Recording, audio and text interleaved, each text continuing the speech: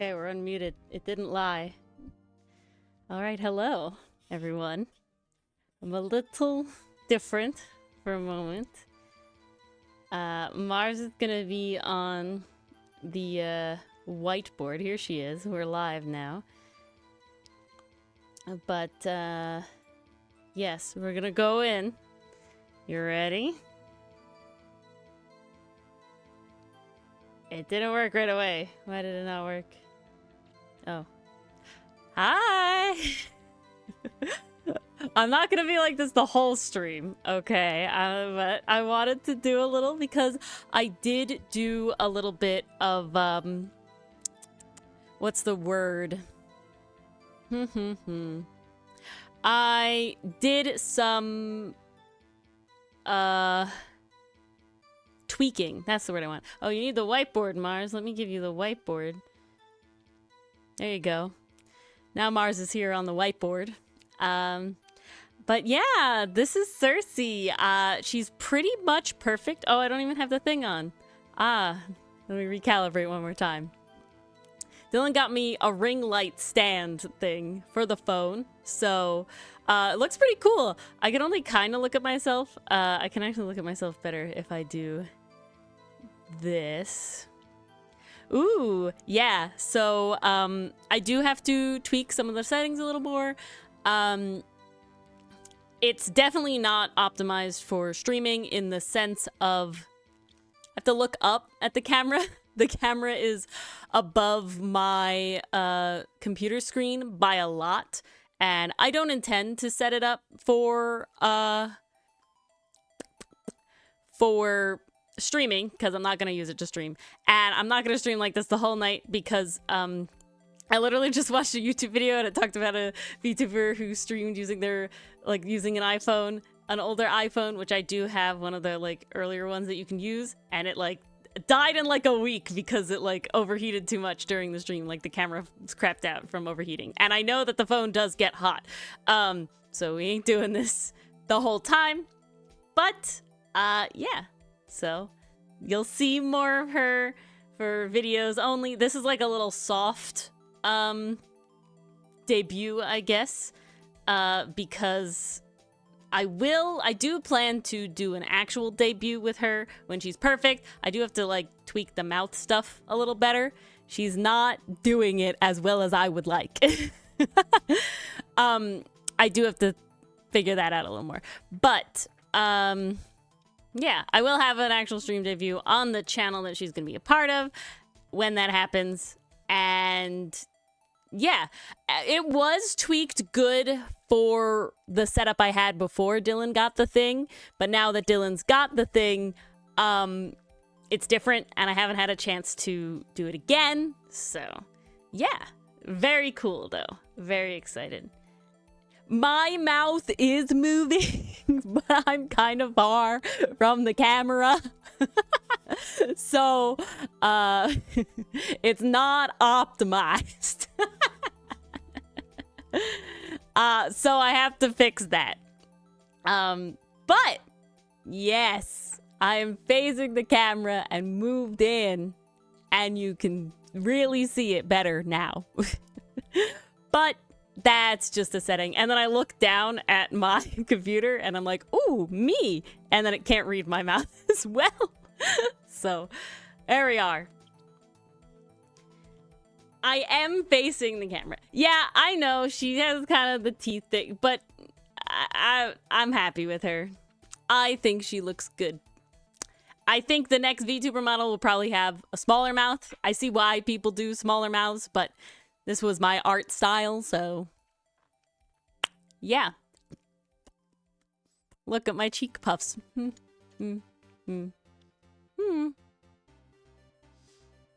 It's really fun to move. It's really fun to move, yes. All right, we're gonna turn her off now, and I'm gonna be normal Ori again. Nope. I'm blanking on where all the shit is already. I've lost my mind. All right, there we are.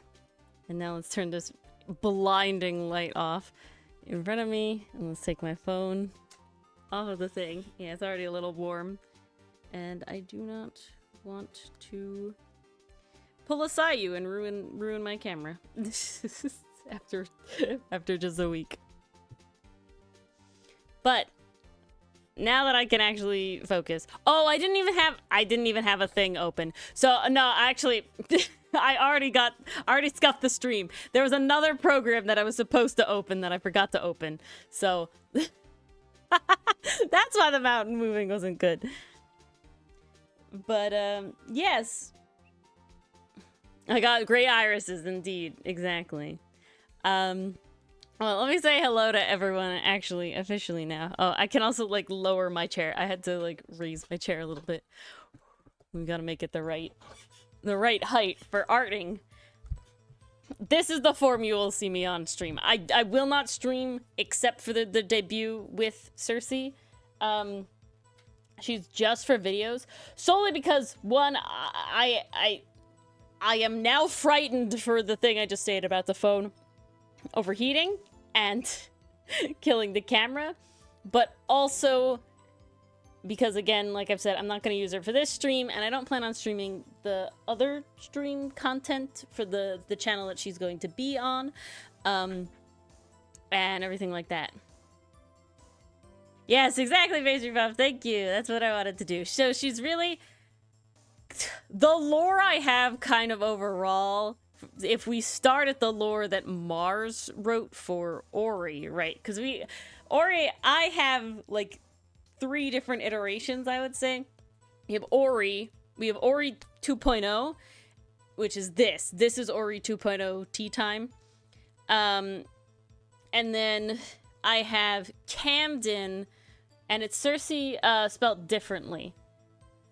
It's spelled different. Cersei is spelled Cersei. Like that. Switch the E and the I. Because it's from Cercis Canadensis.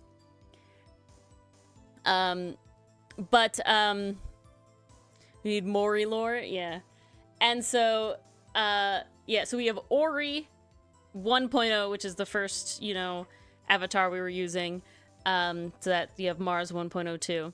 And then this is Ori 2.0, specifically tea time. Of course, we have Phoenix, Lang, and Verity now, and all the other game iterations. But then I have Camden, which is the mascot for the, Origami Curio, which is the D&D specific thing. And she was, the first avatar I made. And she... Yes, Mason. And she was the first, avatar I made. And so, she's actually a changeling lore bard specifically. And the reason for that is specifically because of the YouTube, because of the nature of the 5e stuff, I wanted her to be able to cast any spell canonically and to be any race, nearly any race, but she can cast polymorph, so she can be any race now, canonically. And by canonically, I mean, within 5e rules. And also, I'm a bard. That's my favorite, 5e class. And Changeling was my first, actual 5e character. So, very, very fun there. And she got, a little revamp. I do kind of want to do, full... what's the word? I'm trying to think of what the word is. Character reference sheets? For not Ori 1.0, Ori 1.0 and Ori 2.0 are less of a design change and more an upgrade in skill than anything else. Because their design didn't change too much, if I'm being honest. And, need to brew a Cersei. Well, so Cersei is, it's really interesting. So we'll talk about, Ori... the person. We'll talk about Origami lore for a second. And Origami lore is, I started out, I will say, my content creation journey started with making Dungeons & Dragons 5e homebrew. That's when I was actually, I'm being a content creator. And then Cinderblock Sally found one of my pieces on, what is it called? The subreddit Unearthed Arcana. And, he, like, replied to it and was like, I reviewed this on stream. And so I saw that, and then I joined his community. And before that even, but during sort of the Origami Curio era, the beginning of that, I did attempt to stream on this channel when it was Origami Art on my own, alone, to no one. And I was doing more like...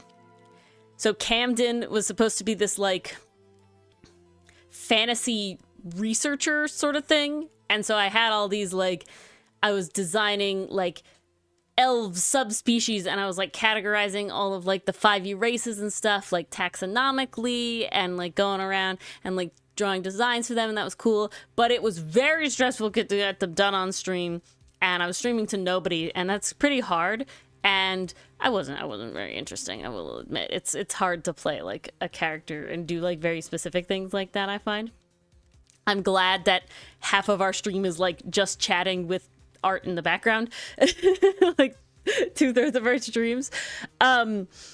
But, so I didn't stream, and then I became part of Cinderblock Sally's community, and Cinder's was a streamer mainly at that point, and, because I was, like, a mainstay of his community at that point, like, I have solidified myself, I'm arch mod of his community and this sort of thing.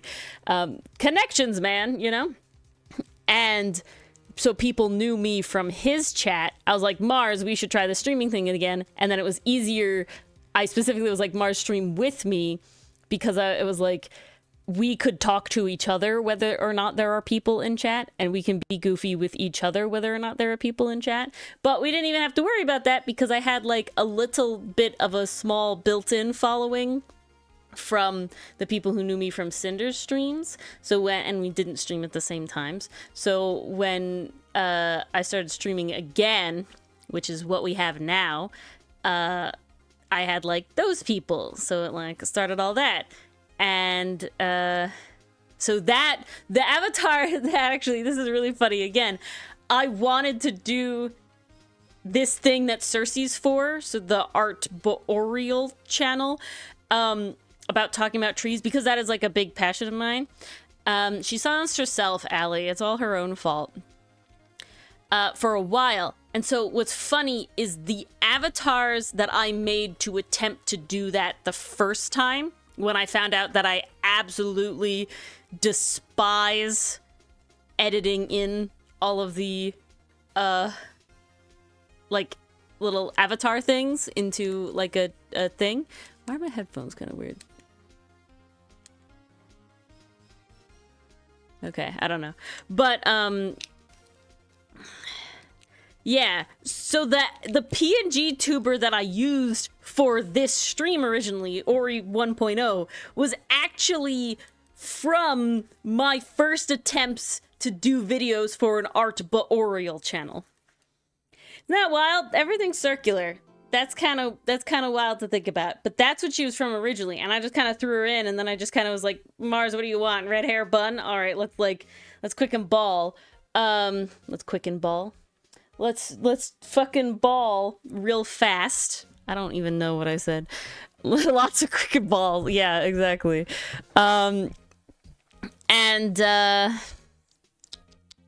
Brain things have to brain things. Brain things are not braining things. Why did you do the stupid? Oh no! All right, we gotta fix the stupid here. I don't feel like this is the fully fix of the stupid. Hold on.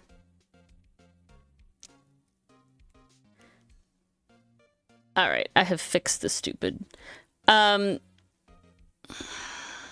brain is not less stupid now. Kids are just walking germs. Yeah, they're just made of it.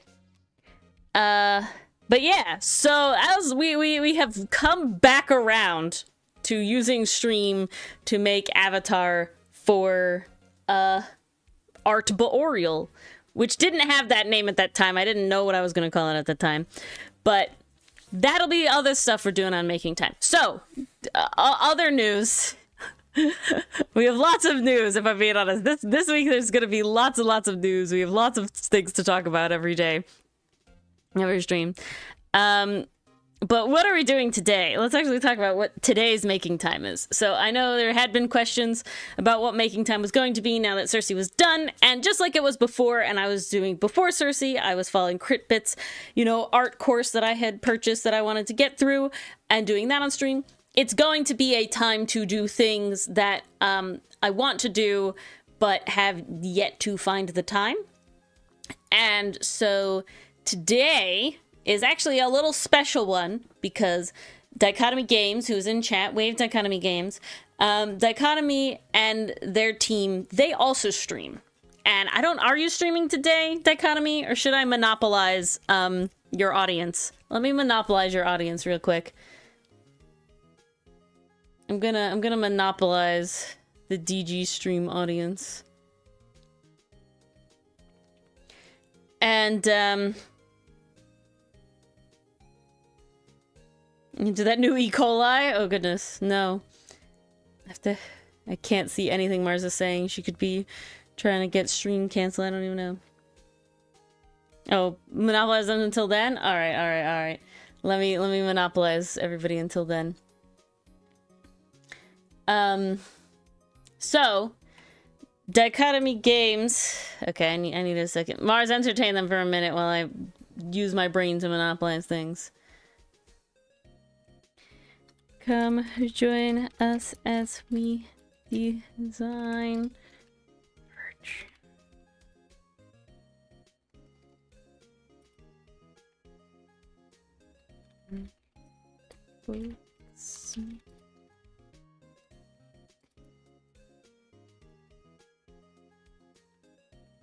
Beautiful, and need my other link.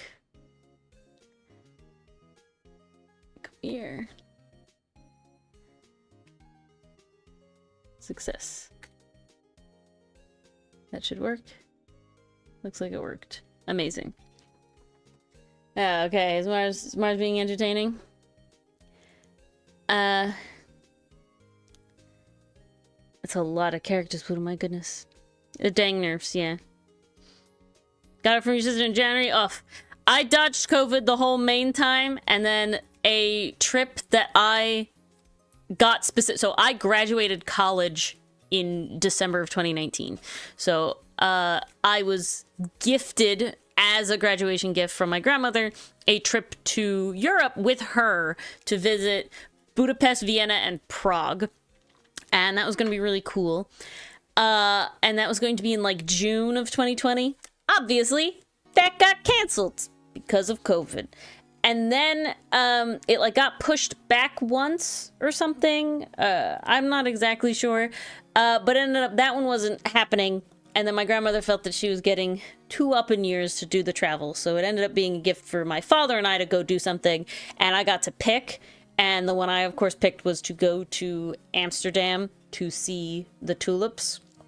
Because, bio nerd. And that was something I always wanted to do. And that happened in, like, April of... I feel like it had to be 2022. It was, like, late. And we were streaming at that point in time. So it had to be, like, 2022, I think.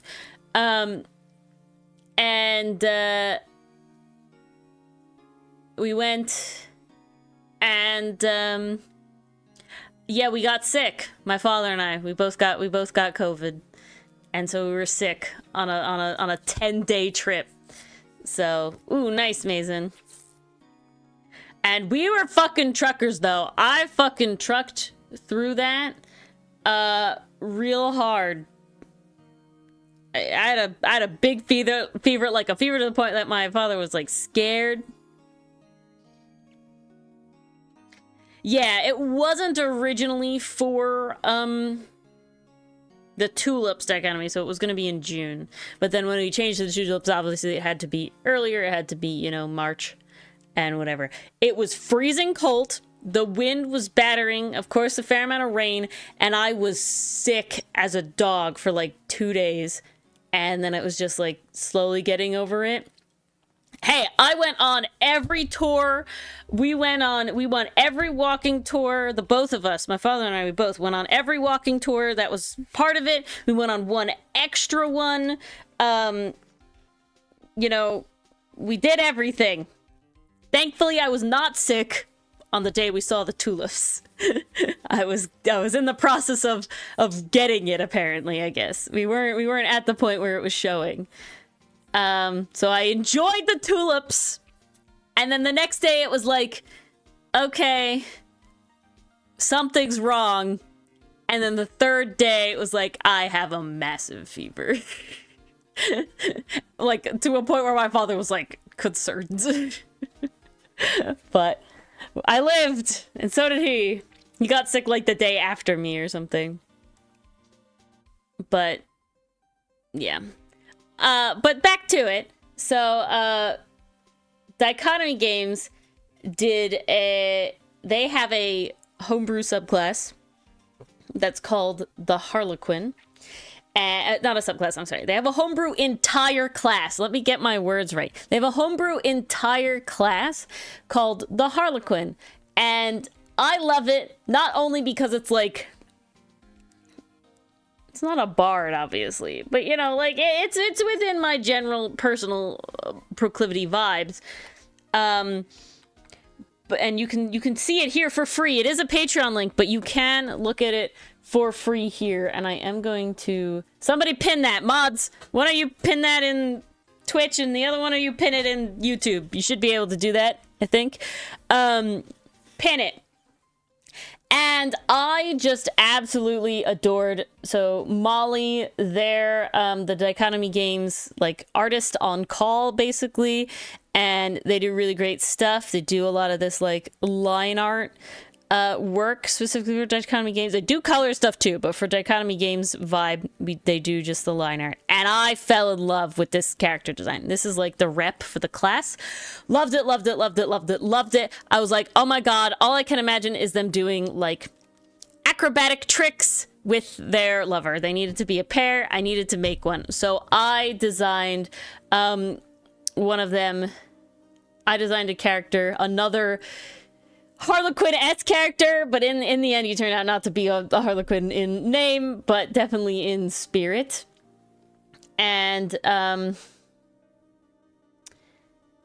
then Dichotomy liked that so much that it was like, hey, they need to have...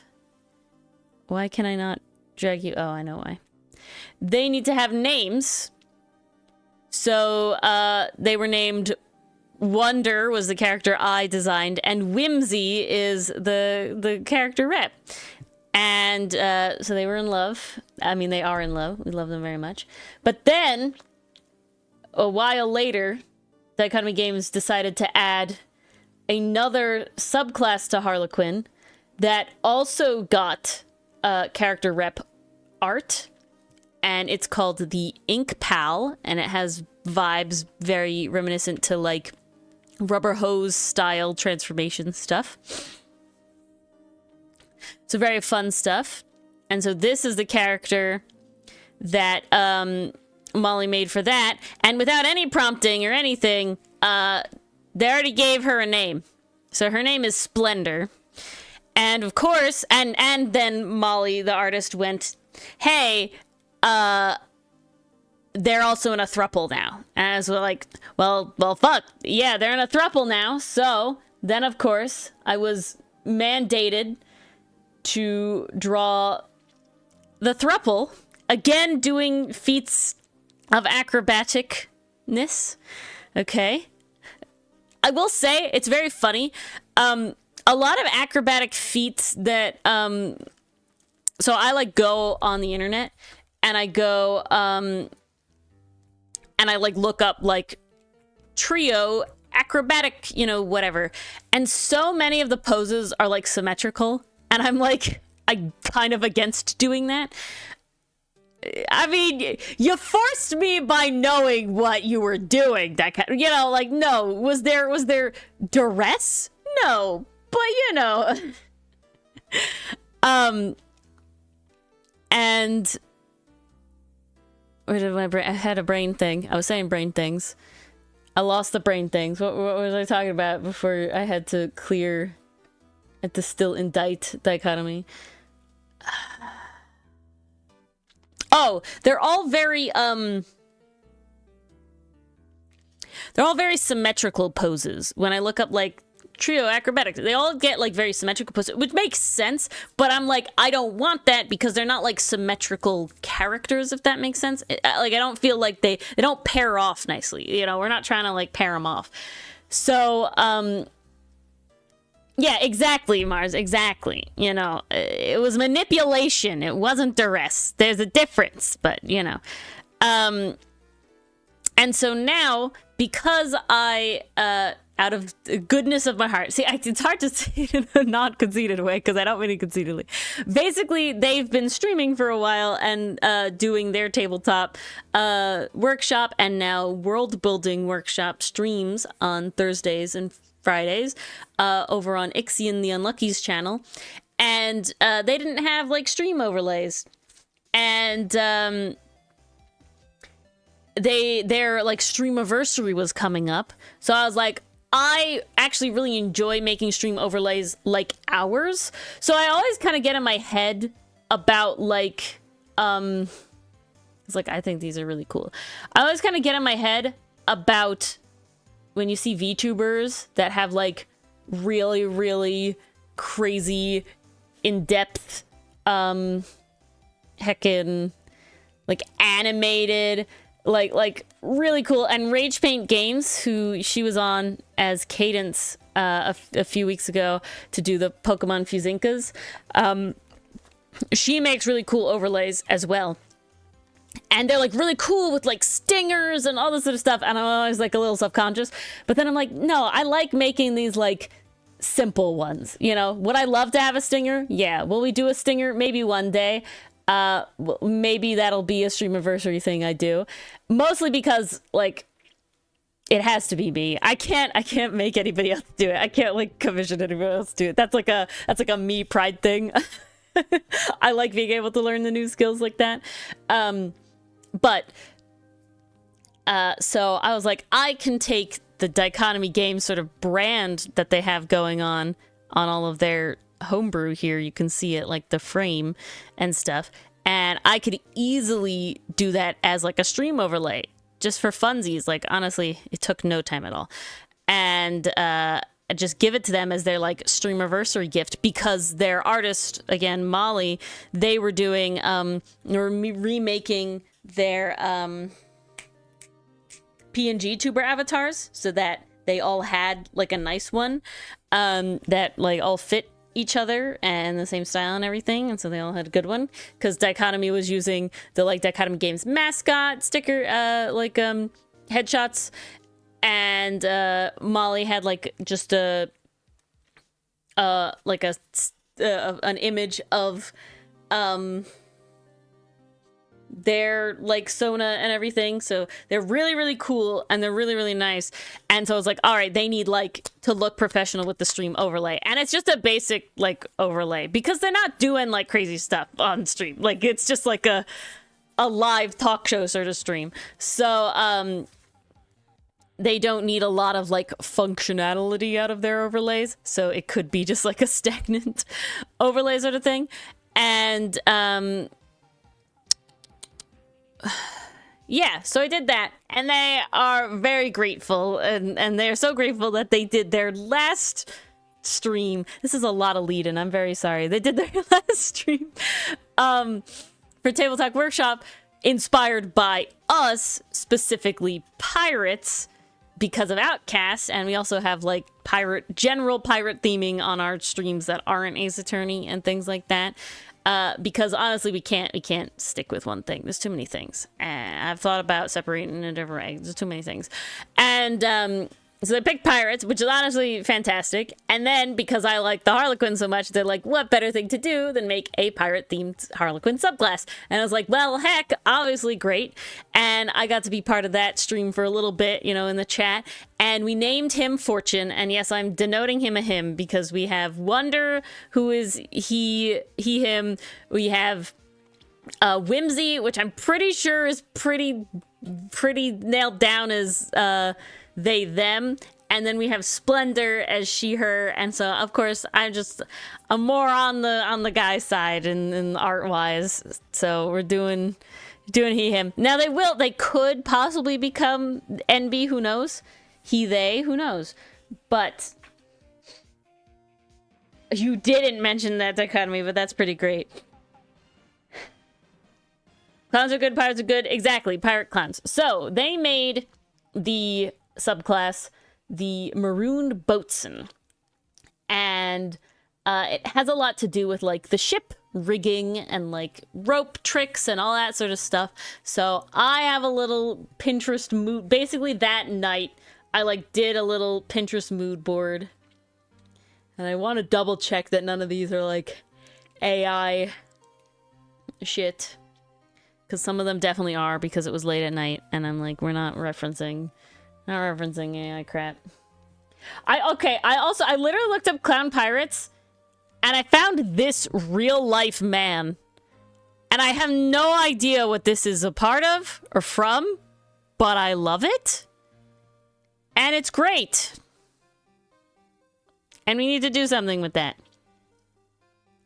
Now, so far, Wonder, Whimsy, and Splendor have all used the same exact color palette. And literally it happened because of, oh, no dichotomy. I didn't save any NSFW. Though I do have a bunch of, like, acrobatic poses in here as well. But, I specifically didn't want to... Oh, also, this is just really, really pretty. I found these... Someone drew these Pokemon, Pokemon-style aerial hoop characters, which is honestly epic as fuck. Look at these trainers. I want to double battle these trainers, please. Pokemon, get on this. Thank you. It's pretty fucking great. Look at that. It's so... Yeah. Ito Sylvia. _ Ito Sylvia. If you like their art. See, it's right there. Go take a look at their shit, because this is epic as fuck. Look at this. It's so good. Damn. Honestly. Alright. It's Weird Al. Yep, there you go. It's all ropes and getting to... Oh, I see. I'm too hasty for this shit dichotomy. I didn't go there first. So I'm not sure if I want to... Okay, so like I was saying, the color palette was... This is AI. Goodbye. Your hand is fucking wonky as shit. Very sad. You had very pretty colors. How do I unsave you as a pin? How do I unpin you? I don't know how to unpin you. Uh-oh.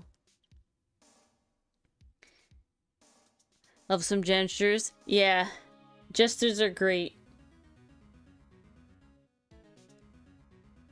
So I don't know if I want to...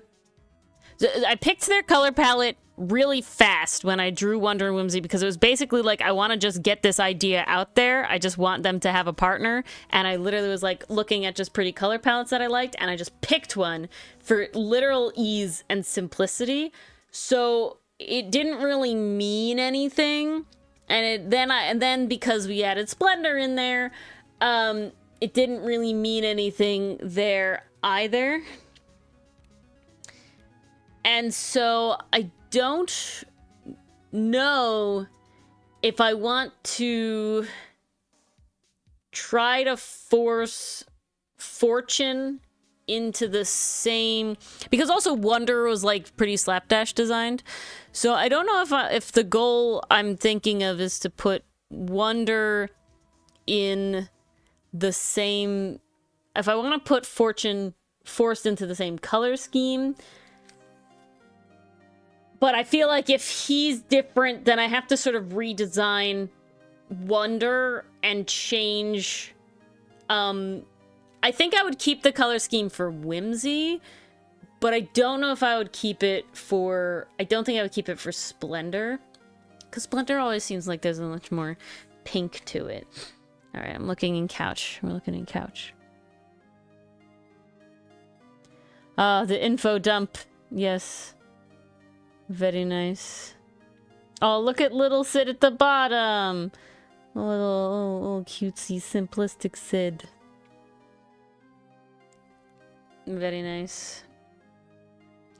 So, I'm not sure. Dichotomy or Mars. Do you have any input in which direction I should go with it? Because it's a very limited color palette, which I'm not against. I don't feel like what I was going for. A newbie? Okay, I'm gonna be... Okay, Dylan just actually DM'd a first-time campaign for a whole group of first-time players. And, but he did a lot of prep work. He did a lot of prep work for it. Like, he made their character sheets and he picked all of their spells. So if I'm being completely honest, Allie, to be as easy as possible on your first go, I would not pick a full caster. Because spells end up being a lot very fast. It's a lot of information. Mars can attest. Her first character was a rogue, which has no spells. Which, honestly, I love rogues. I love rogues a lot. And they have no spells. And they're pretty easy to do, because you get into this, like, sort of flowchart of it, and they give you a lot of skills to, like, do stuff.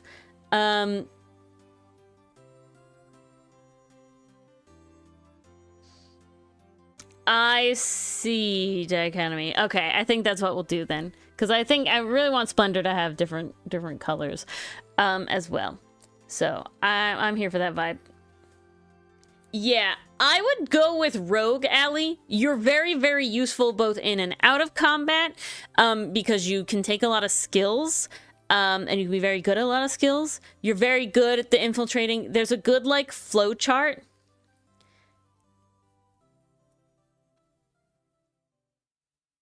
Yeah, I agree. You go melee, but the rest of the party scene's going melee. You can do Rogue ranged. It's just not magical. You can do Rogue ranged. Yeah, I would say Rogue, Allie. Especially if nobody else is doing a Rogue. Is take aim or like precise aim or whatever that is that bonus action dichotomy is that an optional rule or a main rule?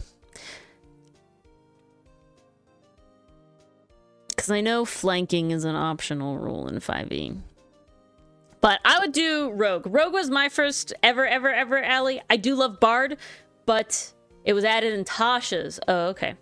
Much later. Definitely not when I was playing. Tasha's is like right at the core end of when we played. But yeah, you can get into a flow with it. You can really be able to focus on a lot of stuff. You don't have to make a lot of decisions and have choice paralysis, you know, and this sort of thing. But you are very useful. You know, like there's some classes sometimes in 5e that like you need to know what you're doing to be more useful. I think it's really cool.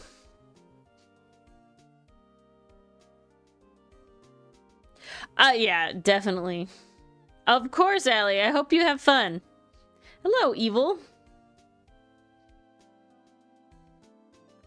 My only problem, Evil, is like the... Oh, it might have been Xanathar's. Xanathar's would have been definitely my time then. I'm really just kind of against doing a mage as your first one at any point evil, just because it slows down combat a lot because you just don't know it yet, and that's nobody's fault. There's a lot of fucking spells. Okay, like there's a lot, and when you level up now you have to choose, like even if you're not like quote unquote bothering with utility, like there's still a lot of choice, you know? Esoteric stuff without combat. You know, start something with combat. Yeah, the problem, there's like a, fingers crossed, Allie, fingers crossed. The problem with 5e, and I'm always gonna say this with 5e because I think it's the biggest pitfall of it. Yeah, no, exactly. Evil, once you know what you're doing to an extent, it's much easier. But as like I have never played D&D before ever, I feel like it's like, let's not do magic. Let's not do spells. Yeah, Mars played a rogue for her first time, and that was great. And she's, you know, and she was learning the ropes. She played a full caster for her second time, and she definitely was a little out of her depth.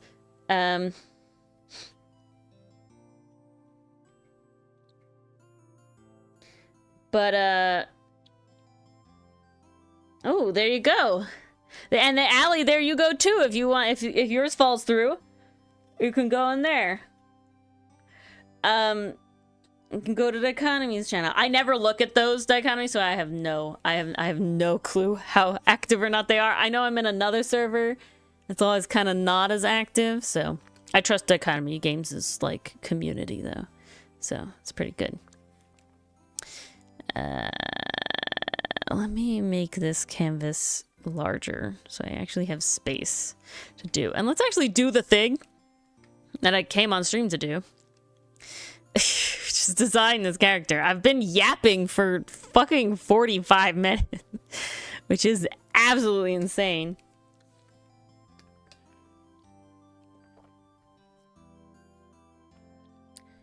Yeah, you can put it in couch, but put it in here too. Dichotomy, do both.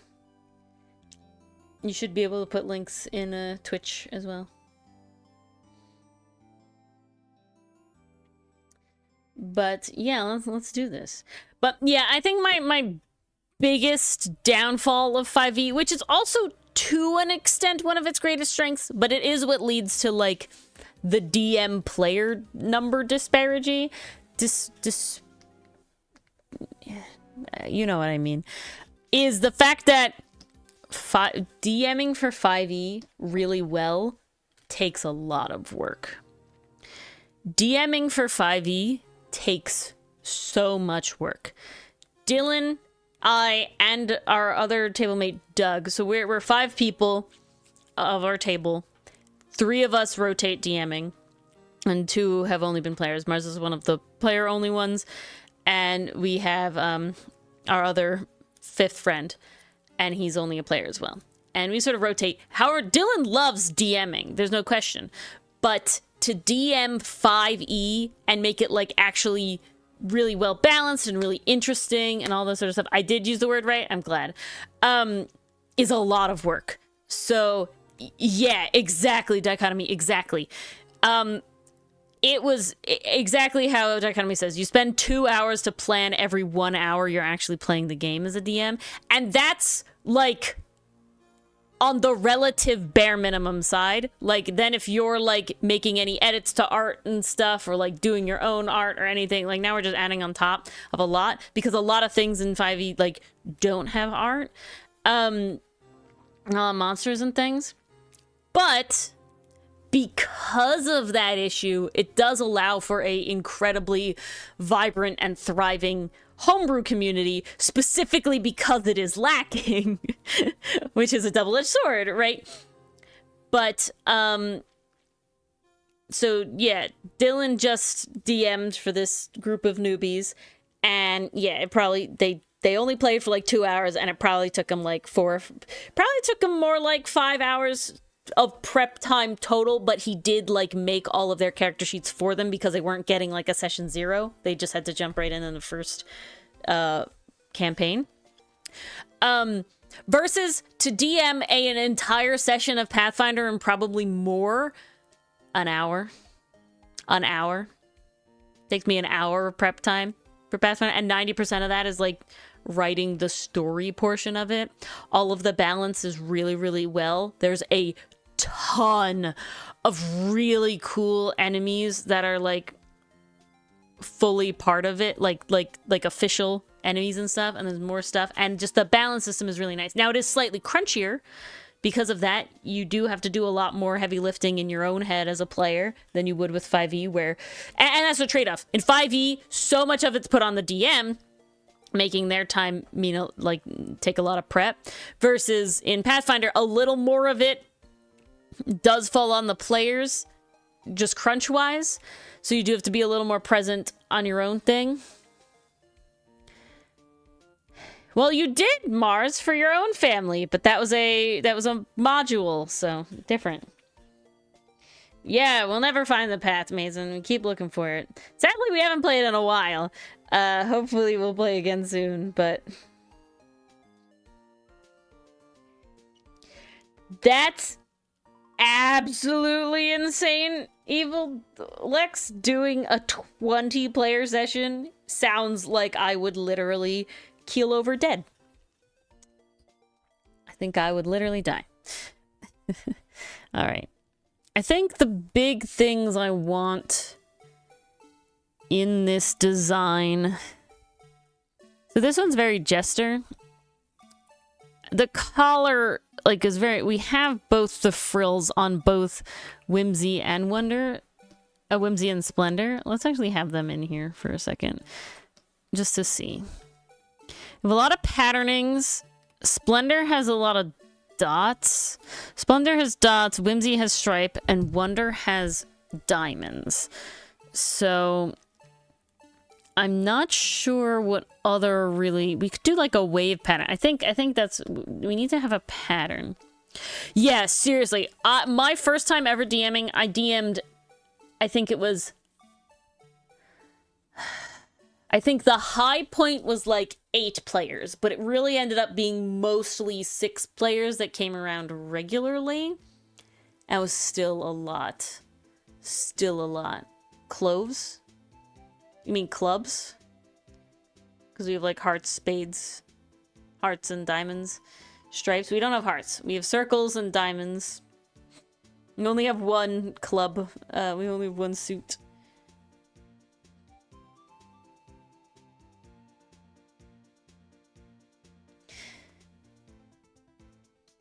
Isn't that too complex? The fancy side. Paisley, I do... So that's actually one of my favorite things to draw. I like doing, you know, motifs like that. You think the Paisley fits pirate perfectly? Clubs? Alright. just check it, Ellie. Don't worry about it. I like cloves, but they're not really iconic. I'm trying to think of how I would do that in a way that feels like as bold, because like really he has bold diamonds, she has bold, you know, polka dots, they have bold stripes. So I'm trying to think of like, because Paisley is sort of, you have this like this shape, but then there's like a lot of other stuff going on, and I just don't know how... Not that it wouldn't be... Like, the complicated part is not the issue. It's more just, like, I don't think it would necessarily come across. We can keep it in the head. We can keep it in the head. What are other things that I want to identify? The big clown things are the ruffle. We see that in both Slender and... the ruffle, we see that in Splendor. We also like the bells. That is a lot in Whimsy. So Splendor got the ruffles and Whimsy got the bells. And then, of course, Wonder got the bells because of Whimsy. I think we're gonna do bows. I like the bows on this one. It gives very this. But then we also have, like, a lot of these, like, scarf sash things on pirates. So I feel like that's a good way to go. Yeah, that would be my only concern to Academy, is I want it to be, like, very noticeable. You know, they're very solid colors. So, like, this guy has a lot of, like, swirls. There's also stars and the moon and the sun. Sadly, Splendor already has circles. I think we're gonna add bows in there. I think the big pirate stuff is like this kind of cuff. I think that's very important to me design-wise. I really need the pirate boots. Nobody has boots. Oh, no, I'm sorry. Splendor has boots. Splendor. Whimsy has boots, but not pirate boots. And I'm liking something like this. I'm really liking something in like this vein. Oh, yeah, with the cuff down. That's nice. That'll be a good... I like that. I don't think I'm gonna do a hat. I know that's like very captain-y, but I don't feel... I feel like it'll be too big for the space. Splendor's hat is pretty compact.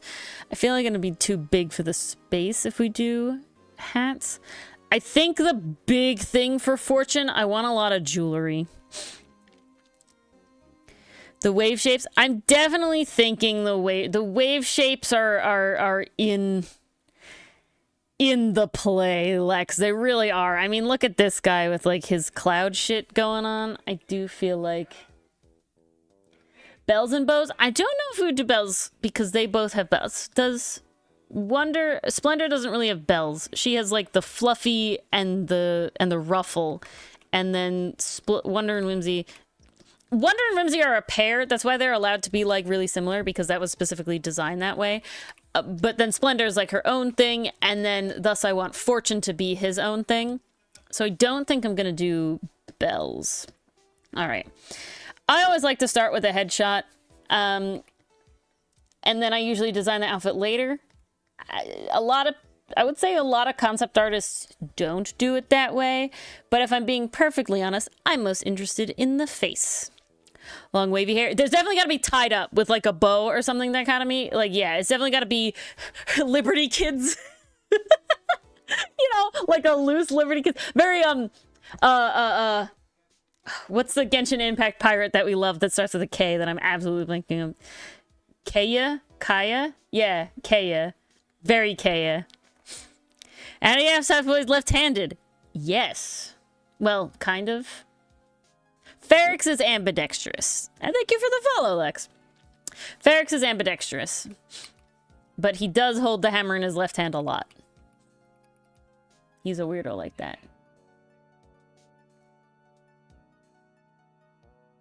Insulting your boy like that? That I forgot the name? I'm sorry. I love him too. I just forgot his name. There's so many Genshin characters, okay? He's such an old one too. I don't see him like drawn that much anymore. Oh, of course, Lex. These two streams are Tuesday, Thursday streams, are our creative streams. Mars usually talks. She's just a little unfortunately under the weather today. She's the writer of our little duo here. We have a comic. So Lex, you know, if you didn't see from the dichotomy stream about pirates, we have a pirate comic. It's pirates and animalistic characters and stuff like that. There's no magic, but you know, if you like roguish scoundrels and found family drama, finding yourself sort of things, you can go there. If you prefer people talking about it, or you just don't like to read, or you can't read, who knows, we do have a comic dub. Hello, Enthuse. As far as typing,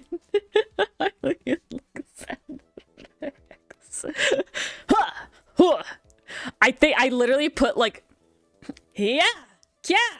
I put a Link sound effect in one of our Ace Attorney videos that's coming out because I made a Link sound effect. And it was like, yes, specifically Twilight Princess Link though.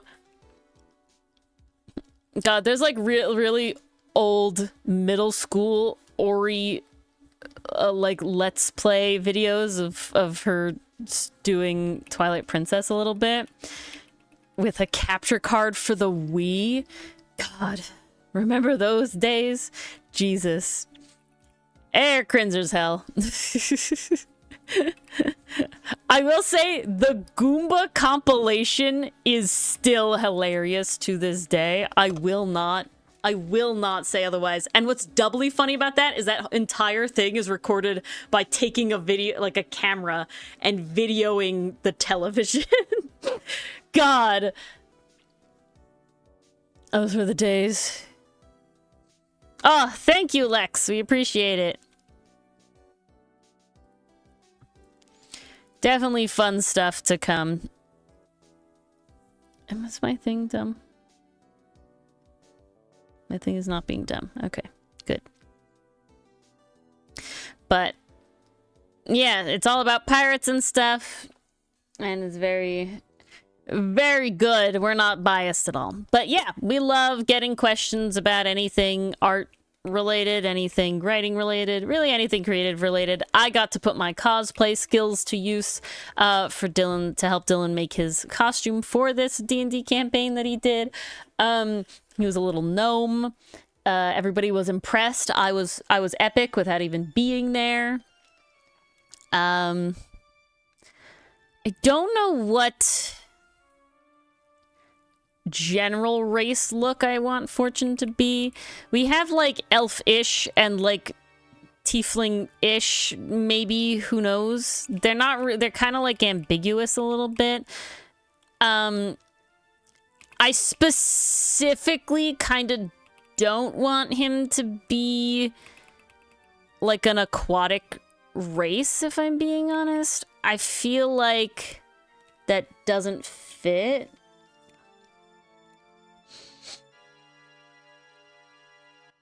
So like that's my aura. Yeah, it was my aura. I was being touted up by Dylan. Yeah, I really don't want it to be aquatic based because I don't want that to speak for it. And then on top of that, when you get it in like having the like alternate skin colors, I just don't. Well, we'd have to redesign Splendor. I don't know. I don't want him to be blue, basically. If we're making, like, the outfit very blue, I don't want him to be blue. I feel like I want him to be pretty dark-skinned. I feel like that'll look really nice with all the gold. Oh, hello, Rage! Hello, how are you? How'd the whatchamahoos go? I don't know what it was called. Not dichotomy phone. Gartic phone. I don't fucking know. Don't ask. Don't question. So she's not still sick, Rage, but yeah, she did recover, and then she got sick again.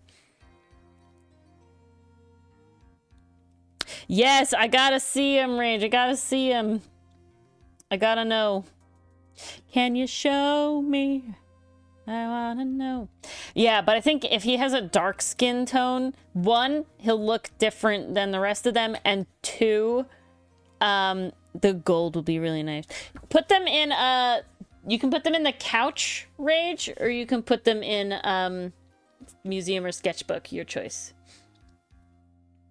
If you want me to at you in any one of those, I can at you in one of those. I know we have a Discord with too much shit, but I can only pare it down so far. Couch is under the community tab underneath the Ace Toonie banner. You could scroll down, or you can put it in sketchbook or museum, which are show off. Your choice. Found sketchbook? Yeah. Makes sense. We got too much stuff going on, and there's always a part of me where it's like, maybe we split it up, maybe we don't. But like, too many people here are like here just for us being chill and cool. So it's like, too late. Too late to split it up.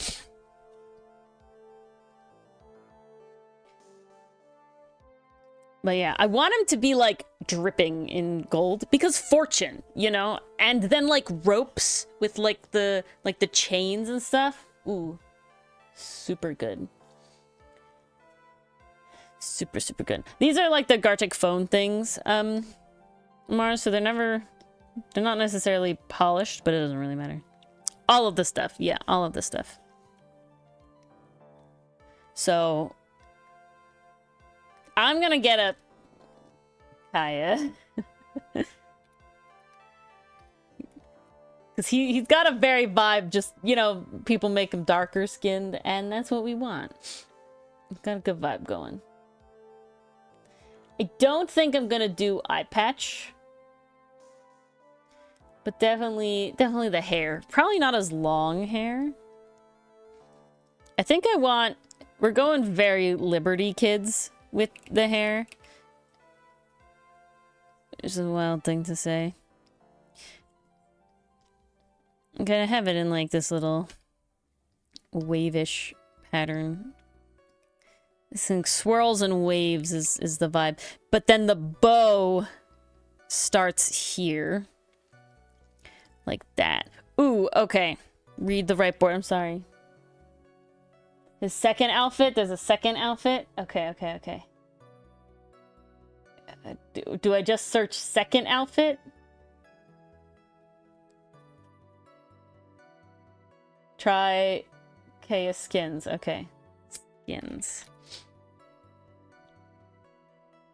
Sailwind Shadow? With the braid and the peacock feathers? I'm gonna... Is this the one? This one? I mean, he's gorgeous. I mean, we stan. We love him. Love him a lot. Yeah, okay, good. It's it. Oh. But yeah, so this is an artist. This is Mita art. Here. This one. See how they draw him like darker skinned? This is the vibe I'm going. Kabru complexion. That area of vibe. I like it a lot. Look at the gold. Look at the yeah, we're going there.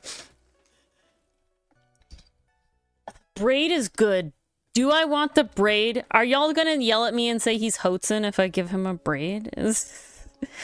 Braid's just nice. Oh, ooh, no. This hair motion was good. I liked that. Okay, hold on. Back up. Let me bring the whiteboard back up so I can actually read what Mara says. You love the braid? Yeah, the braid is great. I mean, he gives Hotsun. Pretty boy indeed. We stan. Hotsun, I know that Hotsun doesn't own Braid's dichotomy, but I fucking make a redhead with a bun and everyone's like, Mars! It's Mars! What do you want? Hotsun owns braids. Give him a braid. All right, well, we'll do some tests. I will say, I did like how this one happened. Yeah, the swirly was nice. And I really want this, like...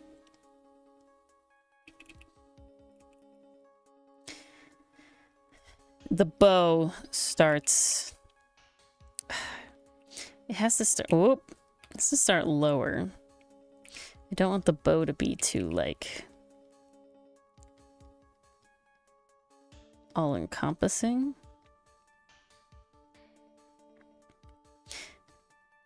Okay. Something like that. The bow's kind of like behind. Alright, nope. We're trying again. I know what I want, and it's not happening. Ooh. Brain idea. Let's see how it pans out.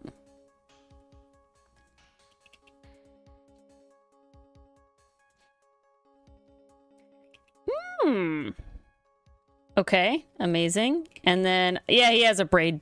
Fuck it! We ball!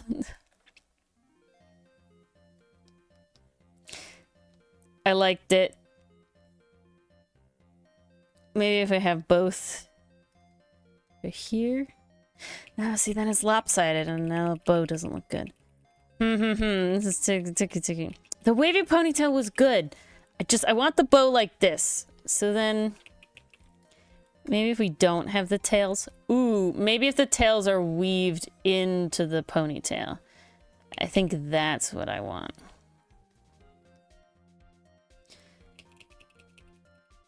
I think that's the vibe.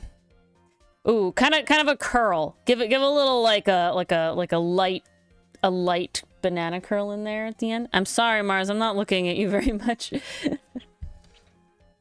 Epic lore. What are we doing? Epic lore. Oh, epic the musical lore, or just cool epic lore? Like the lore is epic. Oh no, I don't know if I want to know the YouTube nostalgia. Every time, so there's every once in a while where I like find a video, like I remember a video, and I like go and I look it up, and it says fucking like 13 years ago, and I'm just like,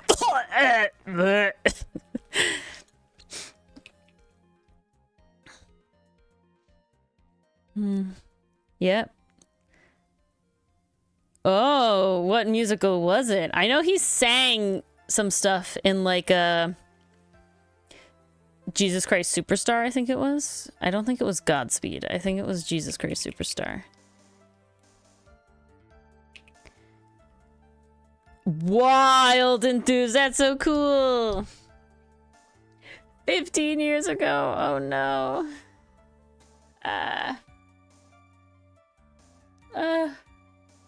The pain and the suffering. Oh. Oh my god! Look at all these amazing Siglif ones. Oh my god, look at Charbug Siglif, so cute! Snorlax Crustle is hilarious though. Oh my lord. Yes, and then we had Sylvia and Siglif, we love, we stand, look at them go. Did we get Snom Siglif? Snom Snorlax, oh my god. I see Snom Siglif. Ooh, I see. And we got Siglif with everyone who was Siglif with. Oh, another Charbug. That's Sylveon again the other way. Ooh, Snorlax, very cool. Epic. Fun stuff. Not all. Hello, Goopy. We're gooping. I don't know what we're gooping. We're not gooping anything today. Let me look at Kaya again. Kaya, I need to see how his hair, the rest of his hair looks. Because I like the vibe of it. I'm trying not to go full Liberty Kids. His hair's probably not the same. I like the other like long bit. He has like a bit of like a long bit here that I really like. And I want to sort of keep that. Right here. There's some locking in to do today. Are you gonna do those fusions? Yeah, nice. I have locking in that I should have done today, and then I did a thumbnail. And then I did it. Guys, I am very behind on the comic. I'm gonna get it out for Monday. I'm very certain. But, I had a thumbnail that was due tomorrow for Ace Attorney. And of course, I picked it being a really freaking in-depth thumbnail. Oh, why is this hair so good? Ooh, that went really nice. How do I keep that going? I don't want to touch that so hard. Oh my goodness. This is your leak to look in. You did get 2 scripts done. I need to actually finish the fucking art.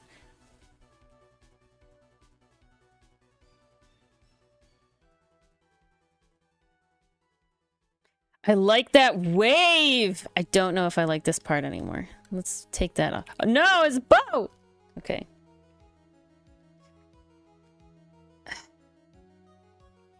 I don't know if I like the bow being symmetrical or not anymore on the back. Now we're gonna have to change it. I'm gonna have to change things around. Oh no, I ruined the hair! This is so difficult.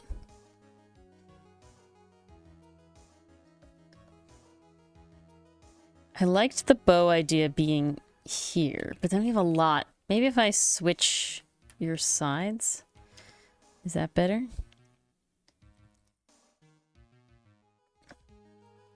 That might be better.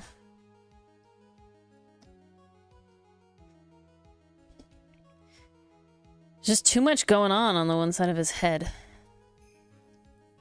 Ooh, okay.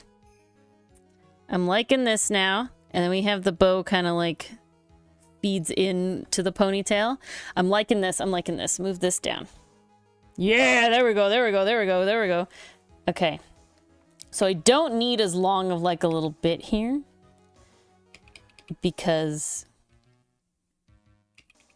I don't want to make it not suddenly not like he has curly hair though. Ooh. In.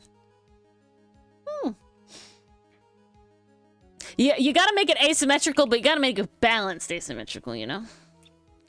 The in-game doesn't do his hair justice. Yeah. I, like, only look at the splash art and artist art. So I really don't. I'm never aware of the in-game issues. Nah. Okay.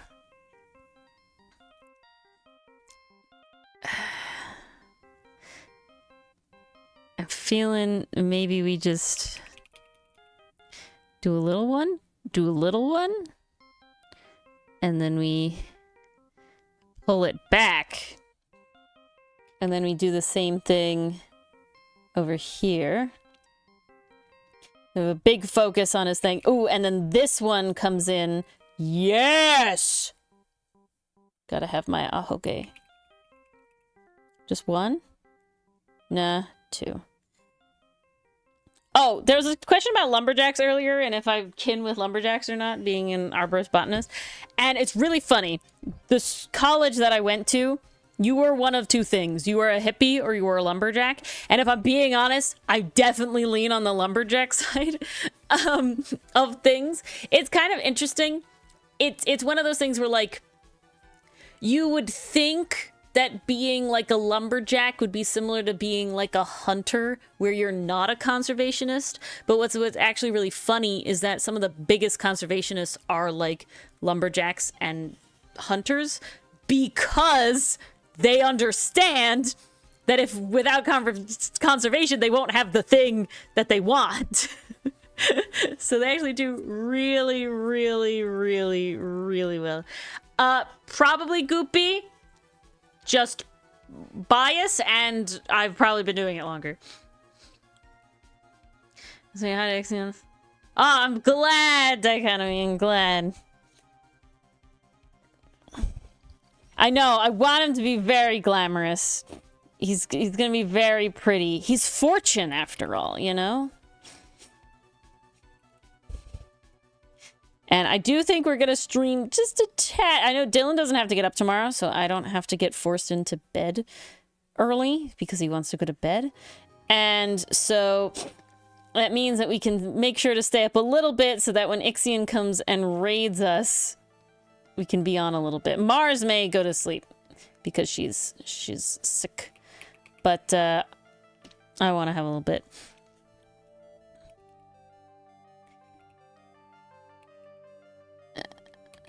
Okay, we'll leave it there. I love it. Hair's happening. Oh, he's got to see. I know you'll remain for now, Mars. I just don't know if you'll remain later. Jewelry first, jewelry second. I think Karthi came jewelry first. I don't know if I want to do... I want it to be very... ropey. We gotta have the ropey, ribbony vibes in this, so we're not doing that yet. We're gonna put you all in a little folder here, and that's you. I haven't looked at the references very much yet. Oh yeah, she needs to stream tomorrow. She better frickin' have her voice back. Gotta get her voice back.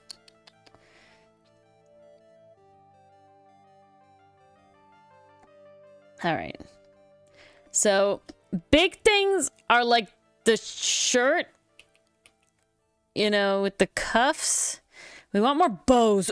Ooh. Ooh, I had a brilliant idea. All right, man, you're getting a body sooner than I expected because I had a miraculous idea. Merge. Merge. No. All right, there we go. Why are you fighting me? Okay. Zoop. You're gonna body way earlier than I expected. Let's attempt this. This is, I will say, this is the Ori struggle. Yeah, tomorrow's where we're finally, like, really getting into things. So, Mars needs to be here tomorrow. No, Mars, we weren't. We were just in the lead up.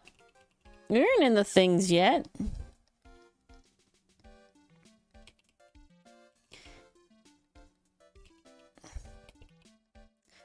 We weren't in the things yet. Ugh.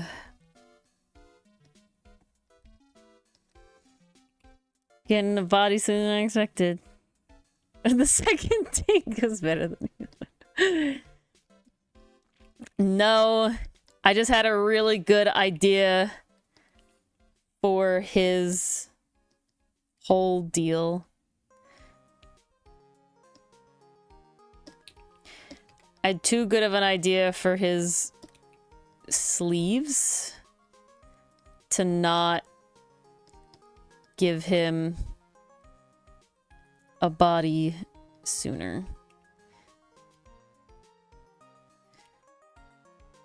You're into things level 1, into things level 2, electric. Yeah. We're actually at the part where I'm like, I understand what the mystery is now, you know? Before we were not at that yet. You don't need to behave over here, dichotomy. Estrock and Dylan do worse. I promise, you don't need to behave over here. We don't behave. What am I doing? This, if I'm being honest, there's surprisingly little behaving on this stream. I will say, the only stream that I feel like behaves less than our streams is, Hans... the half-elven. Hans half-elven's streams are pretty way. I got the mystery hook. I'm in it now, yeah. Yeah. Before it was like, all right, we're doing like story time. Like I didn't feel like I was really solving anything yet. But now it's definitely like, oh, now I understand why, like, why we're solving this today now, you know?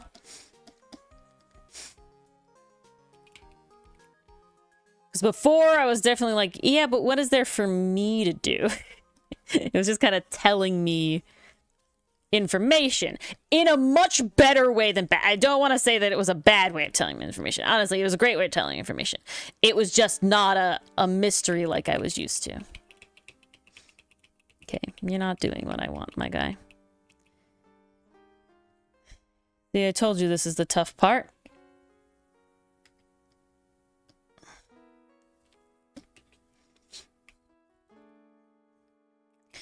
Because he's not doing what I want.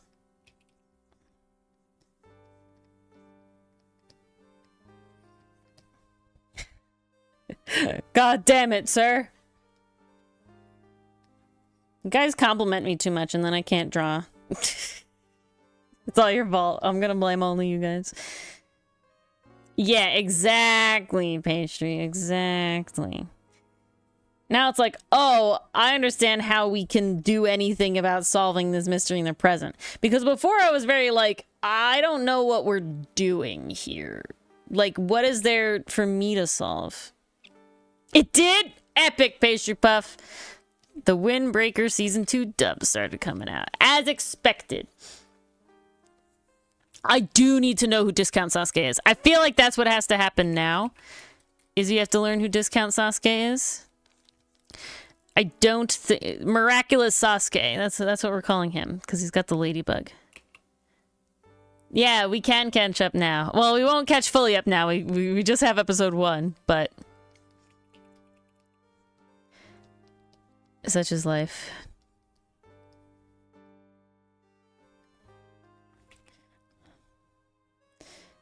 I'm going mid on anatomy right now. I'm too lazy to try and figure it out that hard at the moment. because it's not happening super good. I didn't have a pose in mind. And I definitely didn't expect to just plop his bust, like, on his body here, so... We're wonking it a little bit. Not wanking it, we're wonking it. I had to get ahead of that one.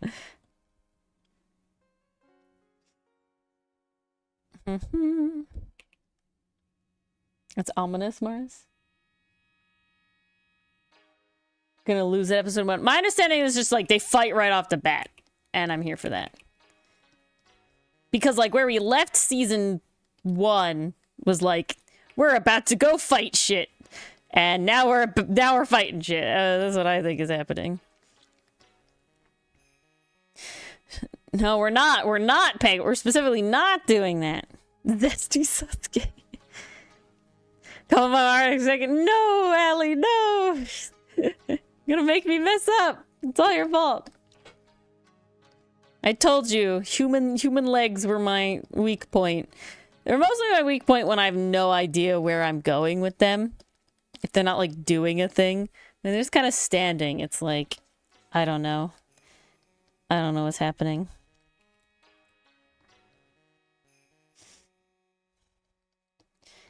But I don't know why I'm focusing so hard on anatomy. This is, like, character design shit. But that's the perfectionism for you. Important! Wrists are at the crotch! Elbows at the waist! That's your anatomy lesson for the day. That's the big one to remember.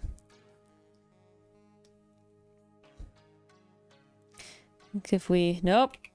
Wrong layer, don't do that. If I do... Like this. Okay. Now it's coming together. Let me turn your torso a little bit, my guy.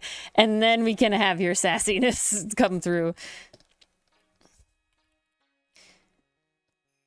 Because sassy pirate was always on the table here. Beautiful.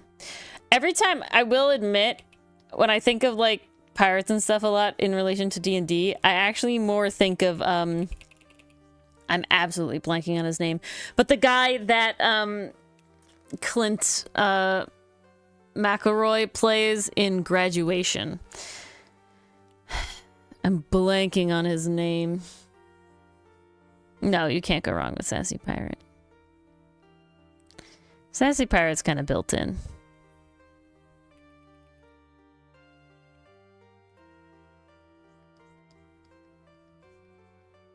Okay. Technically, I know the problem. I have realized the issue.